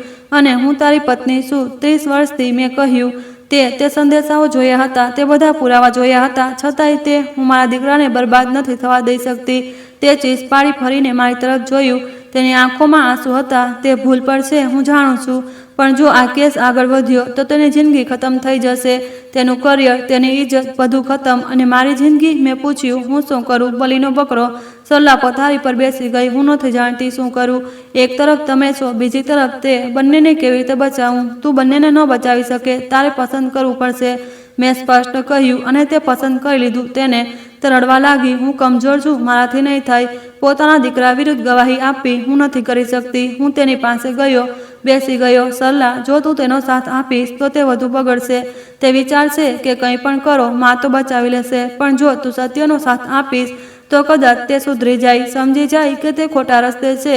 ના, તેણે માથું હલાવ્યું. હું નથી કરી શકતી. તમે કોર્ટ કેસ લડો, પણ મને આમાં ન ઘસડો. તેણે મારો હાથ હટાવી દીધો અને તે ક્ષણે મને અહેસાસ થયો કે હું ફરીથી એકલો થઈ ગયો. બીજા દિવસે ફરી સુનાવણી હતી. આ વખતે જજે બંને પક્ષોને સાંભળ્યા. પછી બોલ્યા, જુઓ, આ મામલો જટિલ છે. એક તરફ દીકરો છે જે કહી રહ્યો છે કે પિતાને મદદની જરૂર છે. બીજી તરફ પિતા છે જે કહી રહ્યા છે કે દીકરો છેતરપિંડી કરી રહ્યો છે. પત્નીએ દીકરાનો પક્ષ લીધો છે. મેડિકલ રિપોર્ટમાં વિરોધાભાસ છે. તેમણે અટકીને પાણી પીધું. હું એક સ્વતંત્ર મેડિકલ બોર્ડ બનાવવાનો આદેશ આપું છું, 3 ડોક્ટરોનું. તે રમેશ શર્માજીની પૂરી તપાસ કરશે. તેમની રિપોર્ટના આધારે હું નિર્ણય લઈશ. હથોડી વગાડી. આગામી સુનાવણી 3 અઠવાડિયા પછી. 3 અઠવાડિયા વધુ રાહ, પણ ઓછામાં ઓછી આશા તો હતી. મેડિકલ બોર્ડ નિષ્પક્ષ હશે. તે સત્ય શોધી કાઢશે. બહાર નીકળ્યા તો વિકાસ ઊભો હતો. તે મારી પાસે આવ્યો. પપ્પા, આ બધું બંધ કરો, ઘરે ચાલો. હું માફી માંગુ છું. તેના અવાજમાં દર્દ હતું, અસલી દર્દ. સાચે જ? મેં પૂછ્યું. હા, મારાથી ભૂલ થઈ ગઈ. હું લાલચુ થઈ ગયો હતો, પણ હવે મને અહેસાસ થઈ ગયો. પ્લીઝ કેસ પાછો લઈ લો. અમે ફરીથી સાથે રહી શકીએ છીએ પહેલાની જેમ. તેણે મારા પગ પકડ્યા. લોકો જોઈ રહ્યા હતા. એક દીકરો પોતાના બાપની માફી માંગી રહ્યો હતો. મારું દિલ પીગળવા લાગ્યું. કદાચ સાચે જ તેને અહેસાસ થઈ ગયો હોય. કદાચ હવે બધું ઠીક થઈ શકે. વિકાસ, હું કંઈ કહેવાનો હતો કે આયુષીએ મારી બાંહ પકડી. ન સાંભળો આને, આ એક્ટિંગ કરી રહ્યો છે. પણ વિકાસની આંખોમાં આંસુ હતા, અસલી આંસુ. પપ્પા, હું બદલાઈ ગયો છું, સાચે જ. બસ એક મોકો આપો. કેસ પાછો લઈ લો. હું બધું જ તમારા નામે પાછું કરી દઈશ. ઓફિસ, પ્રોપર્ટી, બેંક એકાઉન્ટ, બધું. બસ આ કેસને અહીં ખતમ કરી દો. તે રડી રહ્યો હતો. સરલા પણ ત્યાં હતી. તે પણ રડી રહી હતી. જુઓ, તમારો દીકરો માફી માંગી રહ્યો છે. તેને એક મોકો આપો, સરલાએ કહ્યું. હું મૂંઝવણમાં હતો. એક તરફ આયુષી હતી જે કહી રહી હતી કે આ જૂઠ છે. બીજી તરફ મારો દીકરો હતો, ઘૂંટણ પર બેસીને રડી રહ્યો હતો. મારી પત્ની હતી જે છેલ્લી તક માટે ભીખ માંગી રહી હતી. ઠીક છે, મેં કહ્યું. એક મોકો, છેલ્લો મોકો. વિકાસ ઊભો થયો, મને ગળે લગાવ્યો. થેન્ક યુ પપ્પા, હું તમને નિરાશ નહીં કરું. પણ આયુષીના ચહેરા પર જે ભાવ હતો, જે તે મને પરેશાન કરી રહ્યો હતો, તેમની આંખોમાં ચેતવણી હતી. પણ મેં અવગણના કરી દીધી, કેમ કે હું એક પિતા હતો અને પિતાએ પોતાના દીકરા પર વિશ્વાસ કરવો જોઈએ, ભલે તે દીકરો તેને દગો આપી ચૂક્યો હોય. તે સાંજે અમે ત્રણેય સાથે ઘરે ગયા. વિકાસે રસ્તામાં ગાડી રોકી, મારી પસંદની મીઠાઈ ખરીદી. ઘરે પહોંચીને સરલાએ રસોઈ બનાવી. અમે ત્રણેય સાથે બેસીને ખાધું. ઘણા દિવસો પછી, કદાચ મહિનાઓ પછી, વિકાસે મને ભોજન પીરસ્યું, પાણી આપ્યું. પપ્પા, કાલથી હું બધા કાગળો તૈયાર કરાવી દઈશ. બેંક એકાઉન્ટ ફરીથી માત્ર તમારા નામે હશે. ઓફિસમાં પણ તમારો પૂરો અધિકાર પાછો, તેણે કહ્યું. અને તે જે લોકોને મારા વિશે જણાવ્યું હતું. મેં પૂછ્યું. બધાની માફી માંગીશ, સત્ય જણાવીશ કે હું ખોટો હતો. તમે બિલકુલ ઠીક છો. તે હસ્યો. સરલા પણ હસી રહી હતી. પહેલીવાર અઠવાડિયાઓમાં ઘરમાં ખુશીનું વાતાવરણ હતું. કદાચ બધું સાચે જ ઠીક થઈ જશે. રાતે સૂતા પહેલા વિકાસ મારા પગ દબાવવા લાગ્યો. પપ્પા, મને માફ કરી દીધો ને? હા બેટા, માફ કરી દીધો. મેં તેના માથા પર હાથ મૂક્યો. બસ હવે આવી ભૂલ ન કરતો. નહીં કરું, પ્રોમિસ. તે ઊભો થયો. ગુડ નાઇટ પપ્પા, ગુડ નાઇટ. તે જોતો રહ્યો. સરલા બાજુમાં સૂતી હતી, હસી રહી હતી. જોયું? મેં કહ્યું હતું ને કે તે સારો છોકરો છે. બસ થોડો ભટકી ગયો હતો.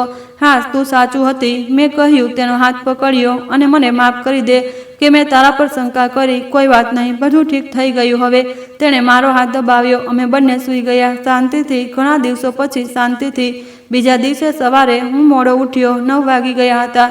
સરલા રસોડામાં હતી. વિકાસ ગયો કે શું? મેં પૂછ્યું. હા, સવારે વહેલો નીકળી ગયો. બોલ્યો કે કંઈક જરૂરી કામ છે. તેણે ચા આપી. હું બહાર વરંડામાં બેસી ગયો. અખબાર વાંચવા લાગ્યો. ત્યારે જ આયુષીનો ફોન આવ્યો. રમેશજી, તમે કેસ પાછો લઈ લીધો? તેના અવાજમાં ગુસ્સો હતો. હા, વિકાસે માફી માંગી. તે બદલાઈ ગયો છે. તમે બહુ મોટી ભૂલ કરી રહ્યા છો. મેં તમને ના પાડી હતી. જો આયુષી, તે મારો દીકરો છે. તેને એક મોકો આપવો એ મારો ધર્મ છે. ઠીક છે, પણ જ્યારે બધું ખોટું થાય તો મને દોષ ન દેતા. તેણે ફોન કાપી નાખ્યો. હું પરેશાન થઈ ગયો. કદાચ મેં ભૂલ કરી દીધી. ના, વિકાસ સાચે જ બદલાઈ ગયો હતો. તેની આંખોમાં પસ્તાવો હતો. બપોરે અર્જુન આવ્યો. સર, તમે કેસ પાછો લઈ લીધો? હા, વિકાસે માફી માંગી. સર, વિશ્વાસ ન કરો તેના પર. તે એક્ટિંગ કરી રહ્યો છે. મને ખબર છે. અર્જુન પરેશાન હતો. તને કેવી રીતે ખબર? સર, મારા મિત્રે જણાવ્યું. વિકાસ સર આજે સવારે એક વકીલને મળ્યા હતા, નવા વકીલને, અને વાત કરી રહ્યા હતા કે કેવી રીતે તમને ફસાવવા. મારું દિલ ધડક્યું. તારા મિત્રે આ સાંભળ્યું? હા સર, તે જ બિલ્ડિંગમાં કામ કરે છે. અર્જુને ફોન કાઢ્યો. જુઓ, મેં તેનાથી રેકોર્ડિંગ પણ કરાવી લીધી હતી. તેણે પ્લે કર્યું. વિકાસનો અવાજ હતો. વૃદ્ધ ભાવુક થઈ ગયો. કેસ પાછો લઈ લીધો. હવે સરળ થઈ જશે. 2 અઠવાડિયામાં બધું ખતમ. મારા હાથમાંથી ચાનો કપ છૂટી ગયો, તૂટી ગયો ફર્શ પર. સરલા રસોડામાંથી દોડી આવી. શું થયું? હું કંઈ બોલી ન શક્યો. બસ અર્જુનને જોતો રહ્યો. સર, હજી પણ સમય છે. કેસ પાછો શરૂ કરો, અર્જુને કહ્યું. પણ તેણે માફી માંગી હતી. રડ્યો હતો. હું મારી જાતને કહી રહ્યો હતો. બધું નાટક હતું સર. તે બહુ સારો અભિનેતા છે. હંમેશાથી રહ્યો છે. સરલાએ રેકોર્ડિંગ સાંભળી. તેનો ચહેરો સફેદ પડી ગયો. ના, આ વિકાસનો અવાજ છે. પણ આ શું? સરલા, હું ઊભો થઈ ગયો.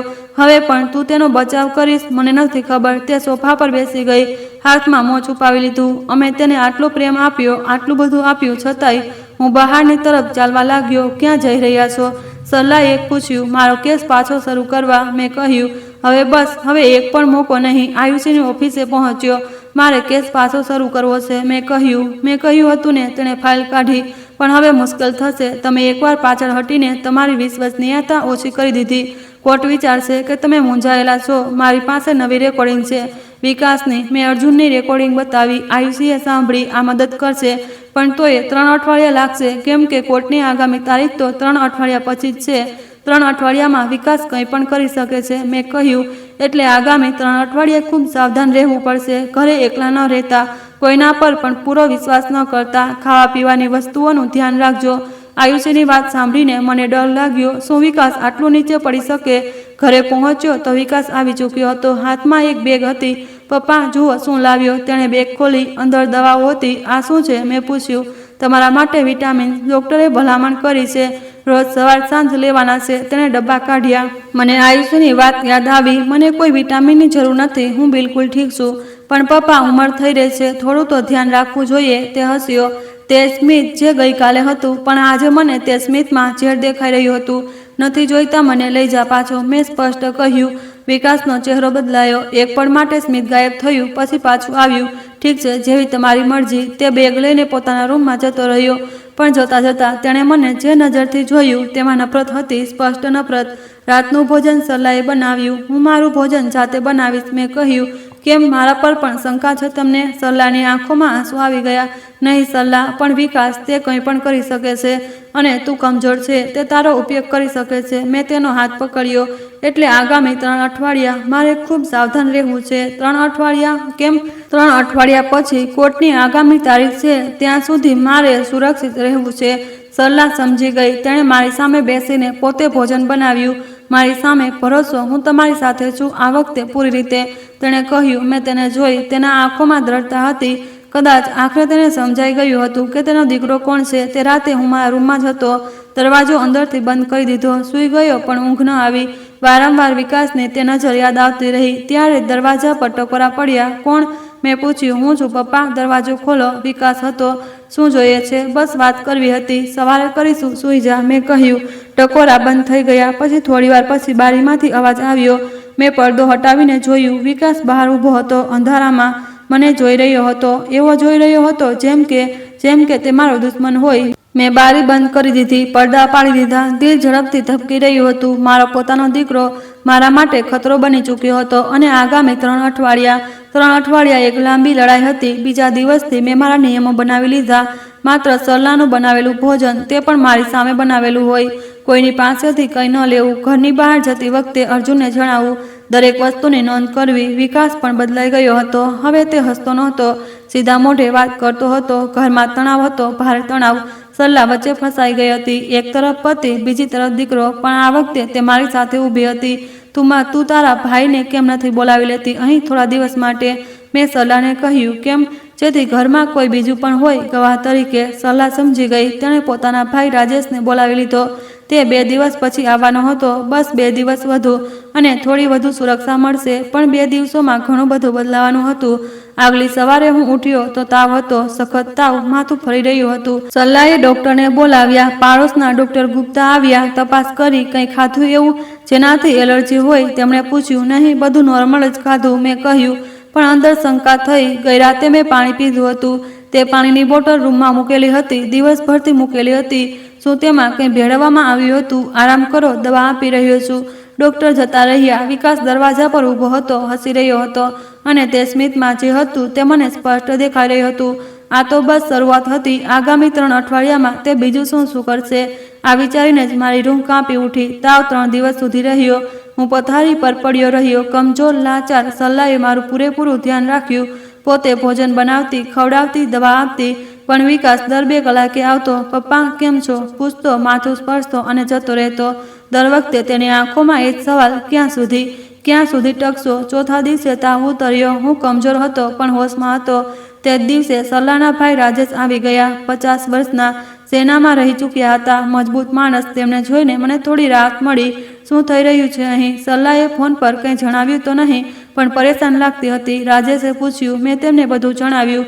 શરૂઆતથી દરેક વાત તે ચૂપચાપ સાંભળતા રહ્યા. પછી બોલ્યા. વિકાસને હું બાળપણથી જાણું છું. હંમેશા ચાલાક હતો, પણ આટલો નીચે હોઈ શકે નહોતું વિચાર્યું. રાજેશભાઈ, મને તમારી મદદ જોઈએ. આગામી 2 અઠવાડિયા ખૂબ ગંભીર છે. કોર્ટની તારીખ સુધી મારે સુરક્ષિત રહેવું છે. મેં કહ્યું. હું છું ને, હવે કોઈ કંઈ નથી કરી શકતું. તેણે મારો ખભો થપથપાવ્યો. તે રાતે ભોજનની મેજ પર વિકાસે રાજેશને જોયા તો તેનો ચહેરો સખત થઈ ગયો. મામાજી, તમે અહીં? હા, બનેવીની તબિયત ખરાબ છે તો વિચાર્યું કે થોડા દિવસ રોકાઈ જાઉં. રાજેશની સીધી તેની આંખોમાં જોયું. કોઈ તકલીફ તો નથી? નહીં, બિલકુલ નહીં. સારું લાગ્યું તમે આવ્યા. વિકાસે જૂઠું સ્મિત લગાવ્યું, પણ તેની બેચેની સ્પષ્ટ દેખાઈ રહી હતી. હવે તેના માટે કંઈક કરવું મુશ્કેલ હતું. એક ગવાહ હતો ઘરમાં, અને તે પણ કોઈ કમજોર માણસ નહીં. બીજા દિવસે હું થોડું ઠીક મહેસૂસ કરી રહ્યો હતો. નાહ્યો, તૈયાર થયો. બહાર વરંડામાં બેઠો. અર્જુન આવ્યો. સર, એક ખબર છે. સારી ખબર? શું? મારા મિત્રે વિકાસ સરના કોમ્પ્યુટરમાંથી વધુ ફાઇલો કાઢી છે. તેમાં તે બધા લોકોના નામ છે જેમને પૈસા આપવામાં આવ્યા.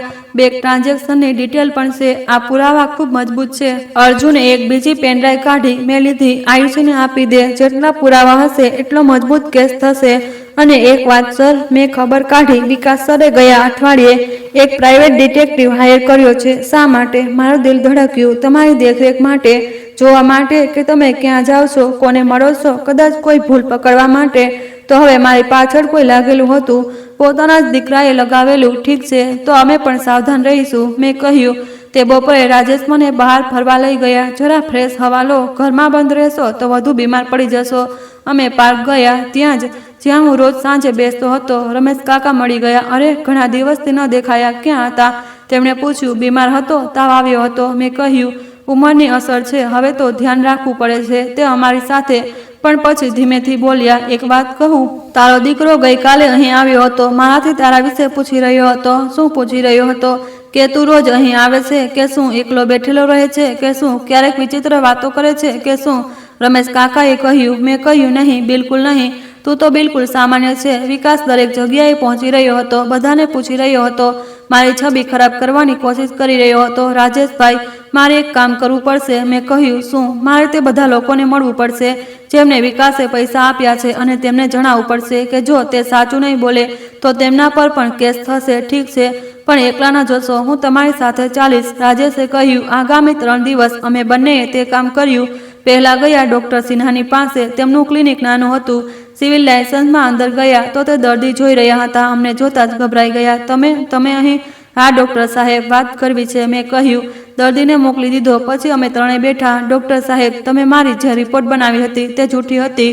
હું ક્યાંય તમારી પાસે આવ્યો જ નહોતો. મેં સીધું કહ્યું. હું નથી જાણતો તમે શેના વિશે. ડોક્ટર સાહેબ, જૂઠું ન બોલો, અમારી પાસે પુરાવા છે. વિકાસે તમને 1 લાખ આપ્યા હતા, બેંક ટ્રાન્ઝેક્શન, અને તમે પોતે એક ઈમેલમાં લખ્યું હતું કે આ રિપોર્ટ કાલ્પનિક છે. રાજેશે પેનડ્રાઈવ કાઢી. બધું જ આમાં છે. ડોક્ટર સિન્હાનો ચહેરો પીળો પડી ગયો. જુઓ, હું મુસીબતમાં હતો. મને પૈસાની સખત જરૂર હતી. મારી દીકરીના લગ્ન હતા. વિકાસજીએ કહ્યું. બસ એક રિપોર્ટ લખી દો, કોઈ નુકસાન નહીં થાય. પણ નુકસાન તો થયું ને, મારી જિંદગી બરબાદ થતા બચી. મેં કહ્યું. મને માફ કરી દો, મારાથી બહુ મોટી ભૂલ થઈ ગઈ. તે રડવા લાગ્યા. માફીથી કંઈ નહીં થાય. હવે તમારે કોર્ટમાં સાચું બોલવું પડશે, ગવાહી આપવી પડશે કે વિકાસે તમને પૈસા આપીને જૂઠી રિપોર્ટ બનાવી હતી. રાજેશે કહ્યું. પણ પછી મારું લાયસન્સ જતું રહેશે, મારી પ્રેક્ટિસ ખતમ થઈ જશે. તો તે થશે જ, પણ જો તમે સહયોગ કરશો તો કદાચ સજા ઓછી થઈ જાય, અને જો ન કર્યું તો મેં અટકીને જોયું તો અમે તમારા પર પણ કેસ કરી દઈશું. છેતરપિંડીનો, નકલી મેડિકલ રિપોર્ટ બનાવવાનો. પછી ન લાયસન્સ બચશે ન પ્રેક્ટિસ, કંઈ નહીં. ડોક્ટર સિન્હા સમજી ગયા. ઠીક છે, હું ગવાહી આપીશ. તેમણે હાર માની લીધી. પહેલો પુરાવો પાકો થઈ ગયો. પહેલો ગવાહ મળી ગયો. આવી જ રીતે અમે બેંક મેનેજર વર્માની પાસે ગયા. તેમને પણ મળ્યા. શરૂઆતમાં તે પણ ના પાડતા રહ્યા, પણ જ્યારે પુરાવા બતાવ્યા તો તે પણ તૂટી ગયા. મેં માત્ર 50,000 લીધા હતા અને મને લાગ્યું કે આ સાચું છે. વિકાસજી બોલી રહ્યા હતા કે તમે સાચે જ બીમાર છો. વર્માએ કહ્યું. પણ તમે ચકાસણી ન કરી, તમે મારી સાથે વાત ન કરી, સીધો તેના પર વિશ્વાસ કરી લીધો. મેં કહ્યું. મને માફ કરી દો, તમારે પણ કોર્ટમાં ગવાહી આપવી પડશે કે વિકાસે પૈસા આપીને તમને ખરીદ્યા હતા અને તમે મારા એકાઉન્ટ પર ખોટા નિયંત્રણો લગાવ્યા હતા. રાજેશે કહ્યું. વર્માએ માથું હલાવ્યું. બીજો ગવાહ પણ તૈયાર થઈ ગયો. ધીમે ધીમે અમે બધાની પાસે ગયા, એક પછી એક. કેટલાક માની ગયા, કેટલાકે ના પાડી, પણ જેમને ના પાડી તેમના નામ અમે નોંધી લીધા.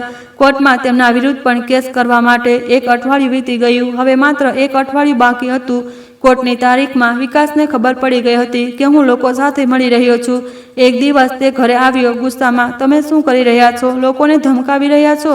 હું સાચું જણાવી રહ્યો છું અને તેમને મોકો આપી રહ્યો છું સાચું કરવાનો. મેં શાંતિથી કહ્યું. તમે કેસ પાછો લીધો હતો, ફરીથી કેમ શરૂ કર્યો? તેણે ચીસ પાડીને પૂછ્યું. કેમ કે તું બદલાયો નહોતો, તું માત્ર નાટક કરી રહ્યો હતો અને મને ખબર પડી ગઈ. મેં તેની આંખોમાં જોયું. તે મને બેવકૂફ સમજ્યો. વિકાસ, પણ હું તારો બાપ છું. તને મોટો કર્યો છે. તારી દરેક હરકત, દરેક જૂઠ હું ઓળખી શકું છું. વિકાસના હાથની મુઠ્ઠીઓ વળી ગઈ. તમે પસ્તાશો નહીં બેટા, તું પસ્તાશે, મેં કહ્યું. તે ગુસ્સામાં બહાર જતો રહ્યો. તે રાતે સરલાએ કહ્યું. હું ડરી રહી છું. વિકાસ ખૂબ ગુસ્સામાં છે. ક્યાંક તે કંઈ કરી ન દે. રાજેશભાઈ છે ને, અને બસ 1 અઠવાડિયું બાકી છે. તેના પછી કોર્ટમાં બધું નક્કી થઈ જશે. મેં તેને દિલાસો આપ્યો, પણ અંદરથી હું પણ ડરેલો હતો. વિકાસ હતાશ હતો અને હતાશ માણસ કંઈ પણ કરી શકે. બીજા દિવસે અર્જુને જણાવ્યું કે તેને એક બીજી વસ્તુ મળી છે. શું સર? વિકાસ સરે એક સાયકિયાટ્રિસ્ટનો સંપર્ક કર્યો, ડોક્ટર મલ્હોત્રા. તેમને કહ્યું કે કોર્ટમાં ગવાહી આપે કે તમે માનસિક રીતે અસ્થિર છો. તેમને 25 લાખ રૂપિયાની ઓફર કરી. 25 લાખ? આટલો મોટો અમાઉન્ટ? હા સર. હવે તે ખૂબ હતાશ થઈ ગયો છે. તે જીતવા માંગે છે, ભલે કંઈ પણ થઈ જાય. અર્જુને કહ્યું. તો અમારે પણ તૈયાર રહેવું પડશે. આયુષને જણાવ તે કોર્ટમાં આ વાતને રજૂ કરે. છેલ્લું અઠવાડિયું શરૂ થયું. તણાવ એટલો હતો કે ઘરની હવા પણ ભારે લાગી રહી હતી. વિકાસ ઘરે ઓછો આવવા લાગ્યો. જ્યારે આવતો તો સીધો પોતાના રૂમમાં જતો રહેતો. સરલા અને મારી વચ્ચે પણ વધારે વાતો નહોતી થતી, બસ જરૂરી વાતો. રાજેશ હંમેશા મારી સાથે રહેતા, અહીં સુધી કે રાતે પણ તે બાજુમાં રૂમમાં સૂતા, દરવાજો ખુલ્લો રાખીને. બસ 3 દિવસ વધુ. હું પોતાને દિલાસો આપતો. 3 દિવસ પછી કોર્ટમાં બધું નક્કી થઈ જશે, સત્ય સામે આવી જશે. પણ કિસ્મતને કંઈક બીજું જ મંજૂર હતું, કેમ કે કોર્ટની તારીખથી 1 રાત પહેલા કંઈક એવું થવાનું હતું જે મેં ક્યારેય વિચાર્યું પણ નહોતું. કંઈક એવું જે બધું બદલી નાખવાનું હતું. અને તે બધું શરૂ થયું તે રાત્રે, જ્યારે હું સુવા ગયો. બિલકુલ સામાન્ય રાત કે મને એવું લાગ્યું હતું. કોર્ટની સુનાવણીથી 1 રાત પહેલા હું વહેલો સૂઈ ગયો. આવતીકાલે બહુ મોટો દિવસ હતો. બધા પુરાવા તૈયાર હતા, ગવાહ તૈયાર હતા. આયુષે આખો કેસ મજબૂતીથી બનાવ્યો હતો. સરલા બાજુમાં સૂતી હતી, તે પણ સૂઈ ગઈ હતી. રાજેશ બાજુના રૂમમાં હતા. ઘરમાં બધું શાંત હતું. રાતે લગભગ 2 વાગ્યે મારી ઊંઘ ખુલી. ગળું સુકાઈ રહ્યું હતું. હું પાણી પીવા ઉઠ્યો. બાથરૂમ ગયો। જ્યારે પાછો આવી રહ્યો હતો તો નીચેથી અવાજ આવ્યો, ધીમો અવાજ, જેમ કોઈ વાત કરી રહ્યું હોય। હું રોકાયો, ધ્યાનથી સાંભળ્યું। વિકાસનો અવાજ હતો। તે કોની સાથે વાત કરી રહ્યો હતો આટલી રાતે? હું ધીમેથી સીડીઓ ઉતર્યો। ડ્રોઈંગ રૂમની તરફ દરવાજો થોડો ખુલ્લો હતો। અંદરથી રોશની આવી રહી હતી। મેં અંદર જોયું। વિકાસ ફોન પર વાત કરી રહ્યો હતો। હા, કાલની વ્યવસ્થા થઈ ગઈ છે, તેણે કહ્યું। સારું, તો જેમ કોર્ટમાં પહોંચે એમ જ શરૂ કરી દેજો। વચ્ચે સુનાવણીમાં જેટલું નાટક થશે એટલું સારું। તે રોકાયો, સાંભળી રહ્યો હતો। નહીં, પૈસાની ચિંતા ન કરો, મેં કહ્યું ને, 25 લાખ મળશે, બસ કામ બરાબર થવું જોઈએ। મારું દિલ ઝડપથી ધબકવા લાગ્યું। આવતીકાલે શું થવાનું હતું? અને હા, જરૂર પડી તો એમ્બ્યુલન્સ પણ બોલાવી લેજો, મારે તેમને સીધા હોસ્પિટલમાં એડમિટ કરાવવા છે। કોર્ટમાંથી જ વિકાસે કહ્યું। મારો શ્વાસ થંભી ગયો। હોસ્પિટલ? ઠીક છે, કાલે મળીએ। તેને ફોન કાપી નાખ્યો। હું જલ્દીથી પાછળ હટ્યો, પણ મારા પગે ખુરશી લાગી ગઈ। અવાજ થયો, કોણ છે ત્યાં? વિકાસે અવાજ દીધો। હું ભાગી ન શક્યો, ઊભો રહી ગયો। વિકાસ બહાર આવ્યો, મને જોયો। પપ્પા, તમે અહીં શું કરી રહ્યા છો? પાણી પીવા આવ્યો હતો, મેં કહ્યું। આટલી રાતે અને અહીં કેમ ઊભા છો? તેની આંખો શંકાથી ભરેલી હતી। બસ એમ જ, હવે જઈ રહ્યો છું। હું ફર્યો। રોકાવો, તેણે મારી બાંહ પકડી। તમે સાંભળ્યું ને? મારી વાત સાંભળી? મેં કંઈ ન કહ્યું। જુઓ પપ્પા, તેણે મને ફેરવ્યો, સામે કર્યો। કાલે જે કંઈ પણ થશે તેના માટે તૈયાર રહેજો। હું હારવાવાળો નથી, ભલે કંઈ પણ કરવું પડે। તું મને હોસ્પિટલમાં ભરતી કરાવીશ જબરન? મેં તો પૂછ્યું તો જરૂર પડી તો હા, કેમ કે એ જ એક રસ્તો છે। અને હવે તેના અવાજમાં કોઈ પસ્તાવો નહોતો, માત્ર ઠંડો નિશ્ચય હતો। તું આટલો નીચે પડી ગયો છે વિકાસ? પોતાના જ બાપને પાગલખાનામાં નાખવાનું વિચારી રહ્યો છે? મેં કહ્યું। તમે મને મજબૂર કર્યો। મેં તો શાંતિથી પટાવત કરવાની કોશિશ કરી હતી। તમે કેસ કર્યો, પછી પાછો લીધો, પછી ફરીથી કર્યો। તમે જ મૂંઝાયેલા છો, તેણે કહ્યું। અને કાલે કોર્ટમાં હું એ જ સાબિત કરીશ કે તમે માનસિક રીતે અસ્થિર છો, કે તમને ઈલાજની જરૂર છે। તારી પાસે કોઈ પુરાવા નથી, પુરાવા હું બનાવી લઈશ કાલે કોર્ટમાં તમારી સામે। તે હસ્યો, એક ખતરનાક સ્મિત, પછી મારી બાંહ છોડી દીધી। સૂઈ જાવ, કાલે મોટો દિવસ છે બંને માટે। તે પોતાના રૂમમાં જતો રહ્યો। હું ત્યાં જ ઊભો રહ્યો, આખું શરીર ધ્રુજી રહ્યું હતું। હું ઉપર ગયો, રાજેશના રૂમમાં, તેમને જગાડ્યા, બધું જણાવ્યું। તો તે કાલે કોર્ટમાં કંઈક નાટક કરવાનો છે અને પછી તમને હોસ્પિટલમાં ભરતી કરાવવાની કોશિશ કરશે, રાજેશે કહ્યું। હા, પણ મને સમજાતું નથી કે તે શું કરશે। જે કંઈ પણ કરશે અમે તૈયાર રહીશું। સવારે આયુષીએ જણાવી દઈશું, તો સતર્ક રહેશે। રાજેશે મારો ખભો પકડ્યો। ગભરાશો નહીં, આપણે સત્યની સાથે છીએ। સત્ય હારતું નથી, પણ હું જાણતો હતો કે ક્યારેક ક્યારેક સત્યની સાથે હોવું પૂરતું નથી હોતું, ખાસ કરીને જ્યારે સામેવાળો દરેક હદ પાર કરવા તૈયાર હોય। બાકીની રાત હું સૂઈ ન શક્યો, બસ છતને જોતો રહ્યો, વિચારતો રહ્યો કે કાલે શું થશે। સવારે વહેલો ઉઠી ગયો, નાહ્યો, તૈયાર થયો, સારા કપડાં પહેર્યા, આયુષને ફોન કર્યો, બધું જણાવ્યું।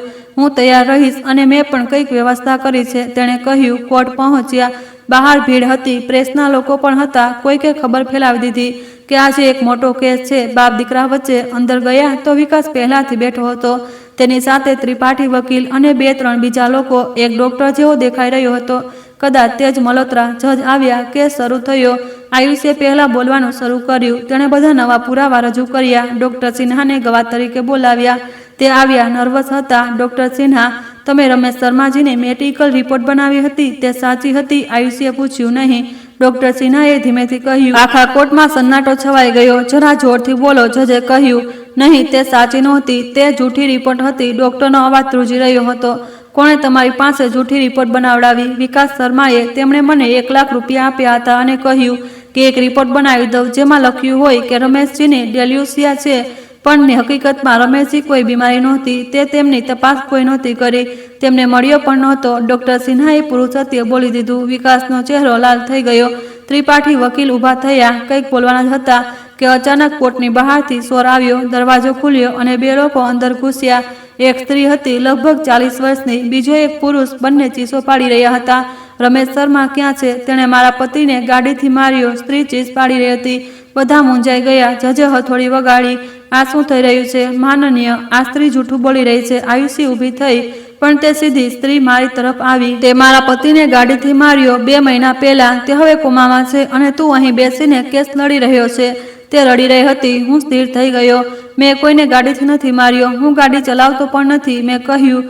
જૂઠ, ગવાહ છે મારી પાસે, તારી ગાડી હતી, તારો નંબર। સ્ત્રી ચીસો પાડી। ત્રિપાઠી વકીલ ઊભા થયા। માનનીય, જુઓ, આ રમેશ શર્માની માનસિક સ્થિતિનો પુરાવો છે। તેમણે એક એક્સિડન્ટ કર્યો અને તેમને યાદ પણ નથી। તેમણે તરત મેડિકલ હેલ્પની જરૂર છે. મને બધું સમજાઈ ગયું. આ તે નાટક હતું. વિકાસે આ સ્ત્રીને પૈસા આપીને મોકલી હતી જૂઠો આરોપ લગાવવા માટે, જેથી કોર્ટમાં મને પાગલ સાબિત કરી શકાય. માનનીય, આ બધું જૂઠું છે, એક ષડયંત્ર છે. આયુષીએ કહ્યું. કેવી રીતે સાબિત કરશો? ત્રિપાઠીએ પૂછ્યું. આ સ્ત્રીની પાસે ગવાહ છે, હોસ્પિટલના રેકોર્ડ છે. માનનીય, મને 2 મિનિટનો સમય જોઈએ છે, આયુષીએ કહ્યું. જજે પરવાનગી આપી. આયુષી બહાર ગઈ. 5 મિનિટ પછી પાછી આવી. સાથે 2 પોલીસવાળા હતા. માનનીય, હું આ સ્ત્રીના પતિને મળીને આવી છું. તે સાચે જ હોસ્પિટલમાં ભરતી છે, પણ કોમામાં નહીં. તે પૂરી રીતે ઠીક છે અને તેને જણાવ્યું કે તેનો એક્સિડન્ટ એક ટ્રકથી થયો હતો, કારથી નહીં. અને આ સ્ત્રીએ વિકાસ શર્માએ 3 લાખની લાલચ આપીને અહીં મોકલી છે જૂઠી ગવાહી આપવા માટે. આંખો કોટ હલી ગયો. જજે ગુસ્સાથી વિકાસની તરફ જોયું. આ સાચું છે? વિકાસ ઊભો થયો. નહીં માન્ય, આ બધું જૂઠ છે. પણ તેના અવાજમાં આત્મવિશ્વાસ નહોતો, ડર હતો. આયુષીએ તે સ્ત્રીને અલગ જઈને સમજાવી. થોડીવાર પછી તે સ્ત્રી તૂટી ગઈ. મને માફ કરી દો, મને પૈસાની સખત જરૂર હતી. વિકાસજીએ કહ્યું કે બસ એક દિવસનું નાટક છે, કોઈને નુકસાન નહીં થાય. તેણે સાચું બોલી દીધું. જજે વિકાસને જોયો. મિસ્ટર વિકાસ શર્મા, તમારા પર કોર્ટમાં જૂઠી ગવાહી કરાવવાનો આરોપ લાગે છે. આના માટે તમને હિરાસતમાં લેવામાં આવે છે. હથોડી વગાડી પોલીસ વિકાસ તરફ વધી. વિકાસ પાછળ હટ્યો. નહીં નહીં, આ ખોટું છે. મને ધરપકડ કરો. આને જજે આદેશ આપ્યો. પોલીસે વિકાસને પકડી લીધો. તેણે મારી તરફ જોયું. તેની આંખોમાં હવે ડર હતો, ડહારનો ડર. પપ્પા, પપ્પા પ્લીઝ, તે ગીડગીડાવ્યો. પણ મેં નજર ફેરવી લીધી. પોલીસ તેને બહાર લઈ ગઈ. કોર્ટમાં સન્નાટો હતો. જજે ચુકાદો સંભળાવ્યો. રમેશ કુમાર શર્માની તરફેણમાં નિર્ણય આપવામાં આવે છે. વિકાસ શર્મા પર છેતરપિંડી, ફોર્જરી, પરજરી અને વૃદ્ધ સાથે દુર્વ્યવહારના આરોપ લાગ્યા છે. બધી સંપત્તિ રમેશ શર્માના નામે પાછી કરવામાં આવે છે. વિકાસ શર્માને 3 વર્ષની સજા સંભળાવવામાં આવે છે. હથોડી વાગી. કેસ ખતમ થયો. હું ત્યાં જ બેઠો રહી ગયો. જીતી ગયો હતો, પણ ખુશી નહોતી થઈ રહી, કેમ કે જે મેં ખોયું હતું તે કોઈ કોર્ટ પાછું નહોતું અપાવી શકતું. મારો દીકરો, મારો પોતાનો દીકરો. આયુષીએ મારો હાથ પકડ્યો. તમે જીતી ગયા. હા, મેં કહ્યું, પણ અવાજમાં કોઈ જોશ નહોતો. સલાહ લડી રહી હતી. ખબર નહીં ખુશીના આંસુ હતા કે ગમના. કદાચ બંને. અમે બહાર નીકળ્યા. તડકો તેજ હતો, પણ મને ઠંડી લાગી રહી હતી, અંદરથી ઊંડી ઠંડી, જે કદાચ ક્યારેય નહોતી જવાની. કોર્ટમાંથી બહાર નીકળ્યો તો પ્રેસવાળાઓએ ઘેરી લીધો. રમેશજી, કેવું લાગી રહ્યું છે? તમારા દીકરાને સજા થઈ. તમે તમારા દીકરાને માફ કરશો? શું તમે તેને જેલમાંથી બહાર કાઢવાની કોશિશ કરશો? સવાલોની ઝડી હતી. હું કંઈ ન બોલ્યો. રાજેશે રસ્તો બનાવ્યો. ગાડીમાં બેઠા અને ઘરની તરફ ચાલી નીકળ્યા. આખા રસ્તે કોઈ ન બોલ્યું. સરલા બારીમાંથી બહાર જોઈ રહી હતી. તેના ગાલ પર આંસુ સુકાઈ ચૂક્યા હતા. ઘરે પહોંચ્યા તો બધું એવું જ હતું, પણ ખાલી લાગી રહ્યું હતું. હું અંદર ગયો. સીધો વિકાસના રૂમમાં દરવાજો ખોલ્યો. રૂમ સાફ સુથરો હતો. પથારી લગાવેલી, મેજ પર તેની પુસ્તકો, દિવાલ પર અમારા જૂના ફોટા. એક ફોટામાં તે નાનો હતો, મારા ખોળામાં બેઠો હતો. બંને હસી રહ્યા હતા. મેં તે તસવીર ઉતારી. જોતો રહ્યો. તે બાળક ક્યાં ગયો? મેં મારી જાતને પૂછ્યું. તે નિર્દોષ છોકરો જે મને પપ્પા કહીને દોડી આવતો હતો, ક્યારેક બદલાઈ ગયો? કેવી રીતે બદલાઈ ગયો? સલાહ દરવાજા પર ઊભી હતી. કદાચ અમે કંઈક ખોટું કર્યું હશે ઉછેરમાં. તેણે ધીમેથી કહ્યું. નહીં, મેં માથું હલાવ્યું. અમે બધું જ આપ્યું. તેને પ્રેમ આપ્યો, શિક્ષણ આપ્યું, સંસ્કાર આપ્યા. ભૂલ તેણે કરી પોતાની મરજીથી. હું બહાર આવ્યો. રૂમનો દરવાજો બંધ કરી દીધો. હવે તે રૂમ બંધ જ રહેશે જ્યાં સુધી હું રોકાઈ ગયો, જ્યાં સુધી તે શું માફી માંગે, બદલાઈ જાય. 3 વર્ષ પછી જેલમાંથી નીકળે. મને ખબર નહોતી. તે સાંજે હું વરંડામાં બેઠો હતો, ચા પી રહ્યો હતો. અર્જુન આવ્યો. અભિનંદન સર, તમે જીતી ગયા. ધન્યવાદ બેટા, તારા વિના આ શક્ય નહોતું. મેં કહ્યું. સર, હવે શું કરશો? તેણે પૂછ્યું. ઓફિસ પાછો જઈશ, કામ શરૂ કરીશ. જે બચ્યું, જે જીવનમાં, તેને બરાબર જીવીશ. મેં કહ્યું. અર્જુન જતો રહ્યો. આઈસીનો ફોન આવ્યો. રમેશજી એક વાત જણાવવા માંગતી હતી. વિકાસજીએ જેલમાંથી તમારા માટે એક ચિઠ્ઠી મોકલી છે. કાલે તમને મળશે. ચિઠ્ઠી મારા માટે? તેમાં શું લખ્યું છે? મને નથી ખબર. સીલ્ડ કવર છે, પણ વિચાર્યું કે તમને જણાવી દઉં. ફોન કાપી નાખ્યો. રાત્રે હું સૂઈ ન શક્યો. વારંવાર વિચારતો રહ્યો કે ચિઠ્ઠીમાં શું હશે. માફી, ગાળો, ધમકી કે કદાચ કંઈ નહીં, બસ ખાલી કાગળ. આગલી સવારે ટપાલી આવ્યો. એક કવર આપ્યું. જેલનો સ્ટેમ્પ લાગ્યો હતો. મેં ખોલ્યું. એક પાનું હતું વિકાસના હસ્તાક્ષરમાં. પપ્પા, હું નથી જાણતો તમે આ વાંચશો કે નહીં. કદાચ ફાડીને ફેંકી દો, પણ મારે લખવું હતું. હું માફી નહીં માગું, કેમ કે મને ખબર છે કે માફી પૂરતી નથી. મેં જે કર્યું તે અક્ષમ્ય છે. પણ એક વાત જણાવવા માગું છું. હંમેશાથી આવો નહોતો. સાચે જ નહોતો. ખબર છે ક્યારે બદલાયો? જ્યારે મેં જોયું કે તમે કેટલા સફળ છો, કેટલું નામ છે તમારું. અને હું માત્ર રમેશ શર્માનો દીકરો હતો, ક્યારે વિકાસ શર્મા નહીં. હું તમારી છાયામાં ખોવાઈ ગયો હતો. અને મેં વિચાર્યું કે તમને હટાવી દઉં તો કદાચ મારી પોતાની ઓળખ બનશે, પણ આજે જેલમાં બેસીને સમજાઈ રહ્યું કે હું કેટલો મૂર્ખ હતો. તમને મિટાવીને મેં પોતાને જ મિટાવી દીધો. હવે મારી કોઈ ઓળખ નથી, માત્ર તે દીકરો જેણે પોતાના બાપને બરબાદ કરવાની કોશિશ કરી. મને ખબર છે તમે મને ક્યારેય માફ નહીં કરો અને હું અપેક્ષા પણ નથી રાખતો. બસ એક છેલ્લી વાત, મમ્મીનું ધ્યાન રાખજો. તે આ બધામાં બેકસૂર છે. તેમને મારાથી નફરત કરવા દેજો, પણ પ્રેમ ન છીનવજો. તે બસ એક માં છે જેનો દીકરો ખોટા રસ્તે ચાલી ગયો. તમારો દીકરો કદાચ હવે નહીં. વિકાસ. મેં ચિઠ્ઠી રાખી દીધી. લાંબો શ્વાસ લીધો. સરલા પાસે આવી. શું લખ્યું છે? મેં ચિઠ્ઠી તેને આપી દીધી. તેણે વાંચી રડવા લાગી.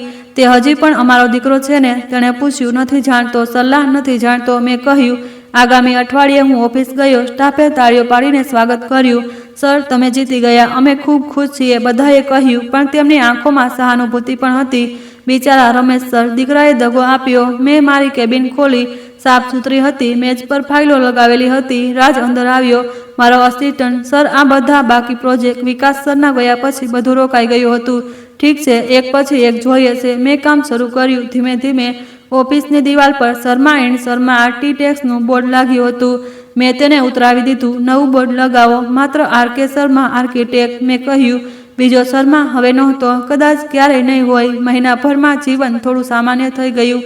કામ ચાલી રહ્યું હતું. ઘરમાં શાંતિ હતી, પણ તે શાંતિ જે કોઈ ખાલી પાથી આવે છે. વિકાસનો રૂમ બંધ હતો. તેનું નામ ઘરમાં નહોતું લેવાતું, જેમ કે ક્યારેય હતો જ નહીં. એક દિવસ સરલાએ કહ્યું, હું તેને મળવા જવા માંગુ છું. જેલ. હું ચૂપ રહ્યો. તમને ખરાબ લાગી રહ્યું છે? તેણે પૂછ્યું. નહીં, તું તેની માં છે. જા. મેં સ્પષ્ટ કહ્યું. તમે નહીં આવો? નહીં. હું સ્પષ્ટ હતો. હું તેને જોવા નહોતો જઈ શકતો. હજી નહીં, કદાચ ક્યારેય નહીં. સરલા એકલી ગઈ. સાંજે પાછી આવી. આંખો સૂજેલી હતી. કેવો છે? મેં પૂછ્યું. તૂટી ગયો છે. પૂરી રીતે બોલી રહ્યો હતો કે તેને માફ કરી દો. સરલાએ કહ્યું. તે શું કહ્યું? મેં કહ્યું કે હું તો માફ કરી ચૂકી છું, પણ તમારા પપ્પા, તેમને સમય જોઈએ. હું કંઈ ન બોલ્યો. સમય? કેટલો સમય? મહિના, વર્ષ કે કદાચ પૂરી જિંદગી પણ પૂરતી નહીં હોય. 3 મહિના પછી મહેરા સાહેબ આવ્યા મળવા. રમેશ, મને માફ કરી દે. હું પણ વિકાસની વાતોમાં આવી ગયો હતો. તારા પર શંકા કરી. કોઈ વાત નહીં. મેં કહ્યું. બધું ઠીક થઈ ગયું હવે? તમે વિકાસને મળ્યા? તેમણે પૂછ્યું. નહીં, હું ગયો હતો. તે બહુ પસ્તાઈ રહ્યો છે. મહેરા સાહેબ બોલ્યા. જુઓ રમેશ, હું તમને દબાણ નથી કરતો, પણ તે તમારો દીકરો છે. ભૂલ કરી, મોટી ભૂલ કરી, પણ પિતાનું દિલ એટલું મોટું હોય છે કે માફ કરી શકે. મારું દિલ મોટું નથી મહેરા સાહેબ. મેં કહ્યું. તેણે મને જીવતા જ મારી નાખવાની કોશિશ કરી. 3 વર્ષ સુધી રોજ મરાવ્યો. દરરોજ. આ માફીને લાયક નથી. મહેરા સાહેબ ચૂપ થઈ ગયા. સમજી ગયા કે મારો ઘાવ હજી તાજો છે. તે જતા રહ્યા. 6 મહિના વીતી ગયા. જિંદગી ચાલી રહી હતી, પણ કંઈક તૂટેલું હતું અંદર, જે કદાચ ક્યારેય જોડાઈ નહીં શકે. એક સાંજે હું પાર્કમાં બેઠો હતો. રમેશ કાકા આવ્યા. બાજુમાં બેસી ગયા. સાંભળ્યું, તારો દીકરો જેલમાં છે? હા કાકા. મળવા ગયો? નહીં. રમેશ કાકા ચૂપ રહ્યા. થોડી વાર પછી બોલ્યા. મારો પણ એક દીકરો હતો. 10 વર્ષ પહેલા ઝઘડો થયો હતો સંપત્તિને લઈને. મેં તેને ઘરથી બહાર કાઢી મૂક્યો. કહ્યું ફરી ક્યારેય મોં ન બતાવતો. તે ન આવ્યો. 5 વર્ષ પછી તેનું મૃત્યુ થયું એક્સિડન્ટમાં. આજ સુધી રડું છું. કાશ તેને માફ કરી દીધો હોત. કાશ એકવાર ગળે લગાવી લીધો હોત. તે ઊભા થઈ ગયા. તું યુવાન છે, વિચારી લે. સમય નીકળી જાય છે અને પછી પસ્તાવું પડે. તે જતા રહ્યા. હું બેઠો રહ્યો. તેમની વાત વિચારતો રહ્યો. શું હું પણ એક દિવસ પસ્તાઈશ? શું હું પણ વિચારીશ કે કાશ માફ કરી દીધો હોત? રાતે ઘરે આવ્યો તો સરલાએ ભોજન પીરસ્યું. એક વાત પૂછું? મેં કહ્યું. પૂછો. તું તેને મળવા જતી રહે છે? કેવો છે? બદલાઈ ગયો છે? સાચે જ બદલાઈ ગયો છે. સરલા બોલી. જેલમાં તેને ભણાવવાનું શરૂ કર્યું છે. કેદીઓને આર્કિટેક્ચર શીખવી રહ્યો છે. કહે છે કે બહાર આવીને નાનાથી શરૂઆત કરશે, પોતાના દમ પર. અને તે મારા વિશે કંઈ કહે છે? મેં પૂછ્યું. હંમેશા. રોજ પૂછે છે કે પાપા કેમ છે, ક્યારે માફ કરશે, ક્યારે એકવાર મળવા આવશે. સરલાની આંખોમાં આંસુ આવી ગયા. હું શું જવાબ આપું તેને? કેટલી વાર કહું કે તમારા પપ્પાને સમય જોઈએ છે? હું ચૂપ રહ્યો. ભોજન ખતમ કર્યું અને રૂમમાં જતો રહ્યો. તે રાતે મને ઊંઘ ન આવી. વારંવાર વિકાસને તે ચિઠ્ઠી યાદ આવતી રહી. મેં પોતાને જ મિટાવી દીધો. રમેશ કાકાની વાત યાદ આવતી રહી. સમય નીકળી જાય છે. સવારે ઉઠ્યો તો નિર્ણય કરી ચૂક્યો હતો. સરલા, તૈયાર થઈ જા. મેં કહ્યું. જવાનું છે જેલ વિકાસને મળવા? સરલાની આંખો ચમકી ઉઠી. સાચે જ?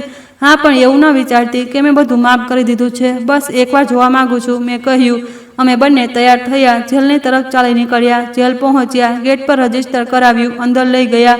એક રૂમમાં બેસાડ્યા. કાચની પાછળની ખુરશીઓ હતી. થોડી વાર પછી બીજી તરફથી વિકાસ આવ્યો. જેલની યુનિફોર્મમાં. દાઢી વધી ગયેલી, ચહેરો પાતળો.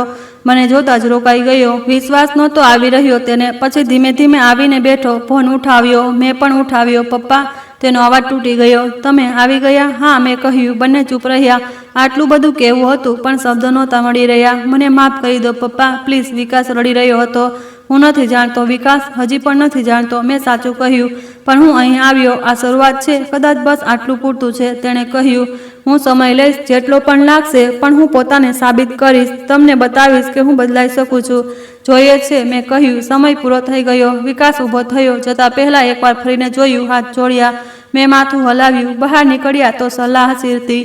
શરૂઆત થઈ ગઈ ને? હા, મેં કહ્યું. બસ શરૂઆત. આગળનો રસ્તો હજી ખૂબ લાંબો છે, પણ ઓછામાં ઓછો રસ્તો હતો અને તે પૂરતું હતું. હાલ પૂરતું હતું. 2 વર્ષ વીતી ગયા. વિકાસ હજી પણ જેલમાં હતો. 1 વર્ષ વધુ બાકી હતું. આ 2 વર્ષોમાં ઘણું બધું બદલાયું. હું દર મહિને એકવાર તેને મળવા જતો. પહેલાં માત્ર 10 મિનિટ માટે, પછી ધીમે ધીમે સમય વધતો ગયો. વાતો થવા લાગી. શરૂઆતમાં સામાન્ય, હવામાન, ભોજન, સ્વાસ્થ્ય, પછી ઊંડી, તેના અપરાધ વિશે, મારા દર્દ વિશે. તે સાંભળતો, રડતો, માફી માંગતો. હું સાંભળતો, કંઈ ન કહેતો, પણ દરેક મુલાકાત પછી ગુસ્સો થોડો ઓછો થતો હતો. ઘાવ થોડો ભરાતો જતો હતો. ઓફિસ સારું ચાલી રહ્યું હતું. મેં 3 નવા આર્કિટેક્ટ્સ હાયર કર્યા. અર્જુનને સિનિયર આર્કિટેક્ટ બનાવી દીધો. મેં મહેનતથી કામ કરી રહ્યો હતો. એક દિવસ તેણે કહ્યું, સર, વિકાસ સર વિશે વિચાર્યું? શું મતલબ? મેં પૂછ્યું. મતલબ, જ્યારે તે બહાર આવશે તો શું કરશે? ઓફિસમાં પાછા લેશો? અર્જુને પૂછ્યું. હું ચૂપ રહ્યો. વિચાર્યું નહોતું. આ વિશે નથી જાણતો. જોઈએ છે, મેં પણ કહ્યું. પણ રાતે વિચારતો રહ્યો. શું હું વિકાસને પાછો ઓફિસમાં લઈ શકું છું? શું ફરીથી તેના પર ભરોસો કરી શકું? આગલી મુલાકાતમાં વિકાસને પૂછ્યું, તે વિચાર્યું છે બહાર આવીને શું કરીશ? હા પપ્પા, તેણે કહ્યું. હું મારો નાનો સ્ટુડિયો ખોલીશ. રેસિડેન્શિયલ પ્રોજેક્ટ કરીશ. નાના શરૂઆતથી કરીશ. તમારા ઓફિસમાં તો હવે મારી જગ્યા નથી. કેમ નથી? મેં પૂછ્યું. તે ચોંક્યો. તમે શું કહી રહ્યા છો? હું કંઈ નથી કહી રહ્યો, બસ પૂછી રહ્યો છું. તું કેમ વિચારે છે કે તારી જગ્યા નથી? કેમ કે મેં જે કર્યું તે અક્ષમ છે. તમે મને ક્યારેય પાછો નહીં લો, અને હું અપેક્ષા પણ નથી રાખતો. વિકાસે કહ્યું. આ સાચું છે કે તે જે કર્યું તે ખૂબ ખરાબ હતું, પણ એ પણ સાચું છે કે તું મારો દીકરો છે અને પિતાનું દિલ મોટું હોય છે. મેં કહ્યું. વિકાસના આંસુ નીકળી આવ્યા. પપ્પા, હું કંઈ વાયદો નથી કરતો, પણ જ્યારે તું બહાર આવીશ ત્યારે વાત કરીશું. હજી તારે અહીં તારી સજા પૂરી કરવાની છે, સારી રીતે. મેં ફોન મૂકી દીધો. ઊભો થવા લાગ્યો. વિકાસે કાચ પર હાથ મૂક્યો. મેં પણ મૂક્યો. એક પળ માટે, પછી ખાલી ચાલી ગયો. જ્યારે ઘરે પહોંચ્યો તો સલ્લાએ પૂછ્યું, કેવી રહી મુલાકાત? સારી, મેં કહ્યું. મેં વિચારી લીધું કે જ્યારે વિકાસ બહાર આવશે હું તેને એક મોકો આપીશ, છેલ્લો મોકો. ઓફિસમાં સલ્લાની આંખો ભરાઈ આવી. સાચે જ? હા, પણ શરતો પર. તે જુનિયર આર્કિટેક્ટની જેમ શરૂ કરશે. કોઈ ખાસ વિશેષાધિકારી નહીં. પોતાની મહેનતથી ઉપર ઉઠવું પડશે. અને સૌથી જરૂરી, એક પણ ભૂલ, એક પણ જૂઠ, અને તે બહાર. મેં સ્પષ્ટ કરી દીધું. તે માનશે? મને ખબર છે કે તે માનશે. સલ્લા હસી રહી હતી. પહેલીવાર 2 વર્ષોમાં તેની મુસ્કાન અસલી હતી. 6 મહિના વધુ વીતી ગયા. વિકાસની રિહાઈનો દિવસ આવી ગયો. હું અને સલ્લા જેલના ગેટની બહાર ઊભા હતા. 10 વાગ્યે ગેટ ખુલ્યો. વિકાસ બહાર આવ્યો, સાદા કપડામાં, એક નાની બેગ લઈને. અમને જોયા તો રોકાઈ ગયો. પછી ધીમે ધીમે આવ્યો. સલ્લા દોડીને ગઈ, તેને ગળે લગાવી લીધો. બંને રડી રહ્યા હતા. હું ઊભો રહ્યો. વિકાસે સલ્લાને છોડી મારી તરફ આવ્યો. ઝૂકીને પગ સ્પર્શ કર્યા. ઊભો થા, મેં કહ્યું. તે ઊભો થયો. ઘરે ચાલ. બસ આટલું કહ્યું. ગાડીમાં બેઠા. આખા રસ્તે કોઈ ન બોલ્યું. ઘરે પહોંચ્યા તો વિકાસે પોતાનો જૂનો રૂમ જોયો. તે રૂમ હવે બંધ છે. મેં કહ્યું, તું ગેસ્ટ રૂમમાં રહીશ જ્યાં સુધી સાબિત નથી કરતો કે તું બદલાઈ ગયો છે, ત્યાં સુધી તે રૂમ બંધ રહેશે. ઠીક છે પપ્પા, તેણે કોઈ ફરિયાદ વિના કહ્યું. બપોરે ભોજન સાથે 3 વર્ષ પછી સલ્લાએ વિકાસની બધી પસંદગીની વસ્તુઓ બનાવી હતી. તે ખાતા ખાતા રડી રહ્યો હતો. આટલો રડે છે કેમ? મેં પૂછ્યું. કેમ કે મને લાગ્યું હતું કે ક્યારેય આ દિવસ નહીં આવે કે ફરીથી તમારી સાથે બેસીશ, તમારા હાથનું ભોજન ખાઈશ. તેણે કહ્યું. ખાધા પછી મેં તેને બોલાવ્યો. કાલથી તું ઓફિસ આવીશ, જુનિયર આર્કિટેક્ટ તરીકે, પગાર 30,000 મહિનો, કોઈ બીજી સુવિધા નહીં. થેન્ક યુ પપ્પા, આ પણ ઘણું છે, વિકાસે કહ્યું. પણ યાદ રાખ, એક ભૂલ, એક જૂઠ અને તું બહાર. હું બીજો મોકો નહીં આપું. મેં સ્પષ્ટ કર્યું. નહીં કરું પપ્પા, વાયદો કરું છું. બીજા દિવસથી વિકાસ ઓફિસ આવવા લાગ્યો. સમય પર, ક્યારેય મોડો નહીં. મહેનતથી કામ કરતો. કોઈની સાથે ઊંચા આવાજે વાત ન કરતો. લંચ બ્રેકમાં એકલો બેસીને ખાતો. કોઈ તેની સાથે વાત નહોતું કરતું. બધાને ખબર હતી કે તેણે શું કર્યું હતું. તે એકલો હતો, બહારનો વ્યક્તિ, પણ તેણે ક્યારેય ફરિયાદ ન કરી. 1 મહિનો વીત્યો. 2 મહિના વીત્યા. હું તેને નિરીક્ષણ કરતો રહ્યો. દરેક નાની વસ્તુ જોતો રહ્યો. ક્યાંય કોઈ ખોટું પગલું તો નથી, કોઈ જૂની આદત તો નથી પાછી આવી રહી, પણ નહીં, તે સાચે જ બદલાઈ ગયો હતો કે ઓછામાં ઓછી બદલાવવાની કોશિશ કરી રહ્યો હતો। 3 મહિના પછી એક દિવસ એક ક્લાયન્ટ આવ્યો। મારો મોટો પ્રોજેક્ટ હતો રેસિડેન્શિયલ કોમ્પ્લેક્સનો। તે પહેલા વિકાસ સાથે કામ કરી ચૂક્યો હતો। વિકાસ ક્યાં છે તેણે પૂછ્યું। તે હવે અહીં જ નથી, મેં કહ્યું। જૂઠું બોલ્યો। કેમ, શું થયું? કંઈ નહીં, બસ હવે તે અલગ કામ કરી રહ્યો છે, મેં ટાળી દીધું। પણ વિકાસ પોતાના ડેસ્ક પર બેઠો સાંભળી રહ્યો હતો। તેણે ખરાબ લાગ્યું હશે, પોતાના જ પિતાએ તેના વિશે જૂઠું બોલ્યું, પણ તેણે કંઈ ન કહ્યું। સાંજે ઘરે મેં તેને પૂછ્યું, સાંભળ્યું તે આજે શું થયું? હા પપ્પા, ખરાબ લાગ્યું? નહીં, તમે સાચું કર્યું। જો તમે સાચું જણાવ્યું હોત તો કદાચ તે ક્લાયન્ટ પ્રોજેક્ટ ન આપત। મારી વહેંચણીથી તમારું નુકસાન કેમ થાય? વિકાસે કહ્યું। મને સારું લાગ્યું, સમજદારી આવી ગઈ હતી। તેમાં 6 મહિના થઈ ગયા। એક દિવસ ઓફિસમાં એક મોટી ભૂલ થઈ। એક પ્રોજેક્ટનું માપન ખોટું થઈ ગયું। કન્સ્ટ્રક્શન સાઇટ પર પહોંચીને ખબર પડી ક્લાયન્ટ ખૂબ ગુસ્સામાં હતો। કોણે આ ડિઝાઇન બનાવી? મેં પૂછ્યું। રાજે કહ્યું, સર, તે વિકાસ સરે। બધા ચૂપ થઈ ગયા, મારી તરફ જોવા લાગ્યા। હું વિકાસની પાસે ગયો। તે આ ડિઝાઇન બનાવી? હા પપ્પા, પર મેં 3 વાર તપાસ કરી હતી। મને નથી ખબર ભૂલ કેવી રીતે થઈ ગઈ। તે ગભરાયેલો હતો। મેં ફાઇલ જોઈ, ગણતરીઓ જોઈ, પછી સમજાયું આ તારી ભૂલ નથી, આ સાઇટ સુપરવાઇઝરની ભૂલ છે। તેણે માપન ખોટા આપ્યા હતા। તે સાચી ડિઝાઇન બનાવી હતી। મેં કહ્યું। વિકાસને રાહત મળી, પણ હું રોકાયો। જો તારી ભૂલ હોત તો હું માની લેત અને સુધારત, ભાગત નહીં। તેણે સીધી મારી આંખોમાં જોયું। મને ખાતરી થઈ ગઈ તે સાચું બોલી રહ્યો હતો। તે રાતે ઘરે મેં સલાહને કહ્યું, મને લાગે છે કે વિકાસ સાચે બદલાઈ ગયો છે। મને તો પહેલા દિવસથી ખબર હતી। સલાહ હસી, પણ તમને પોતે જોવાનું હતું ને? હા, મેં કહ્યું। બીજા દિવસે મેં વિકાસને બોલાવ્યો। તારો પગાર વધારી રહ્યો છું 50,000, અને હવે તને નાના પ્રોજેક્ટ સ્વતંત્ર રીતે હેન્ડલ કરવાની પરવાનગી છે। સાચે જ પપ્પા? તેની આંખોમાં ખુશી હતી, પણ અહંકાર નહીં। હા, તે સાબિત કરી દીધું કે તું બદલાઈ ગયો છે। હવે આગામી પગલું છે વિશ્વાસ ઊભો કરવો। તે સમય લેશે, પણ તું સાચો રસ્તો છે। થેન્ક યુ પપ્પા, તે રડવા લાગ્યો। હું તમને નિરાશ નહીં કરું, ક્યારેય નહીં। જોઈએ છે, મેં કહ્યું, પણ અંદરથી મને પણ ખુશી થઈ રહી હતી। કદાચ બધું ફરીથી ઠીક થઈ શકતું હતું। કદાચ 1 વર્ષ વધુ વીતી ગયું। વિકાસે ઘણા સારા પ્રોજેક્ટ પૂરા કર્યા। ક્લાયન્ટ ખુશ હતા। ઓફિસમાં પણ લોકો હવે તેની સાથે સામાન્ય રીતે વાત કરવા લાગ્યા હતા। ધીમે ધીમે તે સ્વીકૃતિ મળી રહી હતી। એક દિવસ મેં એક નિર્ણય લીધો। વિકાસ કાલે સાંજે ફ્રી છે? હા પપ્પા। કેમ, ઘરે કેટલાક લોકોને બોલાવ્યા છે ડિનર માટે? મેરા સાહેબ, રમેશ કાકા, કેટલાક બીજા લોકો। તું પણ રહેજે। આગલી સાંજે બધા આવ્યા। સરલાએ ખૂબ સારું ભોજન બનાવ્યું। બધા બેઠા હતા। મેં ઊભા થઈને કહ્યું, હું આપ સૌનો આભાર માનવા માંગુ છું। છેલ્લા 4 વર્ષોમાં જે કંઈ પણ થયું તેમાં આપ સૌનો સાથ રહ્યો। કેટલાક સત્યની સાથે ઊભા રહીને, કેટલાક પછીથી સમજીને, પણ આજે બધું ઠીક છે, અને આજે મેં મારા દીકરાને પાછો મેળવ્યો છે। બધાએ તાળીઓ પાડી। વિકાસના આંસુ નીકળી આવ્યા। વિકાસ, અહીં આવ, મેં કહ્યું। તે આવ્યો। મેં એક ચાવી કાઢી। આ તારા જૂના રૂમની ચાવી છે। આજથી તે ફરીથી તારો છે। તે સાબિત કરી દીધું કે તું બદલાઈ ગયો છે। હવે તું ફરીથી આ ઘરનો દીકરો છે, પૂરા હક સાથે। વિકાસે ચાવી લીધી, મારા પગ સ્પર્શ કર્યા।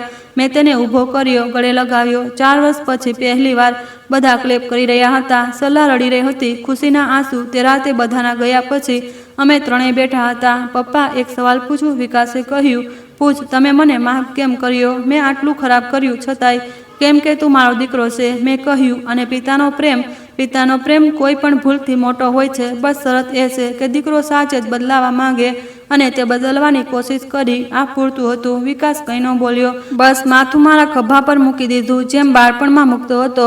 અને તે ક્ષણે મને લાગ્યું કે બધું ફરીથી ઠીક થઈ ગયું। પૂરી રીતે નહીં, કેટલાક ઘાવ હંમેશા રહેશે, પણ હવે તે ભરાવા લાગ્યા છે, અને આ પૂરતું છે। હાલ પૂરતું તો આ પૂરતું છે। મારી વાર્તા અહીં સમાપ્ત થાય છે કે કદાચ અહીંથી શરૂ થાય એક નવી શરૂઆત, જ્યાં પિતા અને દીકરો ફરીથી સાથે, પણ હવે એક નવી સમજ સાથે, એક નવી માન સાથે। મેં શીખ્યું કે માફ કરવું કમજોરી નહીં, તાકાત છે। અને વિકાસે શીખ્યું કે દરેક વસ્તુનો શોર્ટકટ નથી હોતો। કેટલીક વસ્તુઓ મહેનતથી, સમયથી અને સચ્ચાઈથી જ મળે છે। જો તમે આ સાંભળી રહ્યા છો તો હું તમને પૂછું છું, શું તમે કોઈને માફ કરી શક્યા?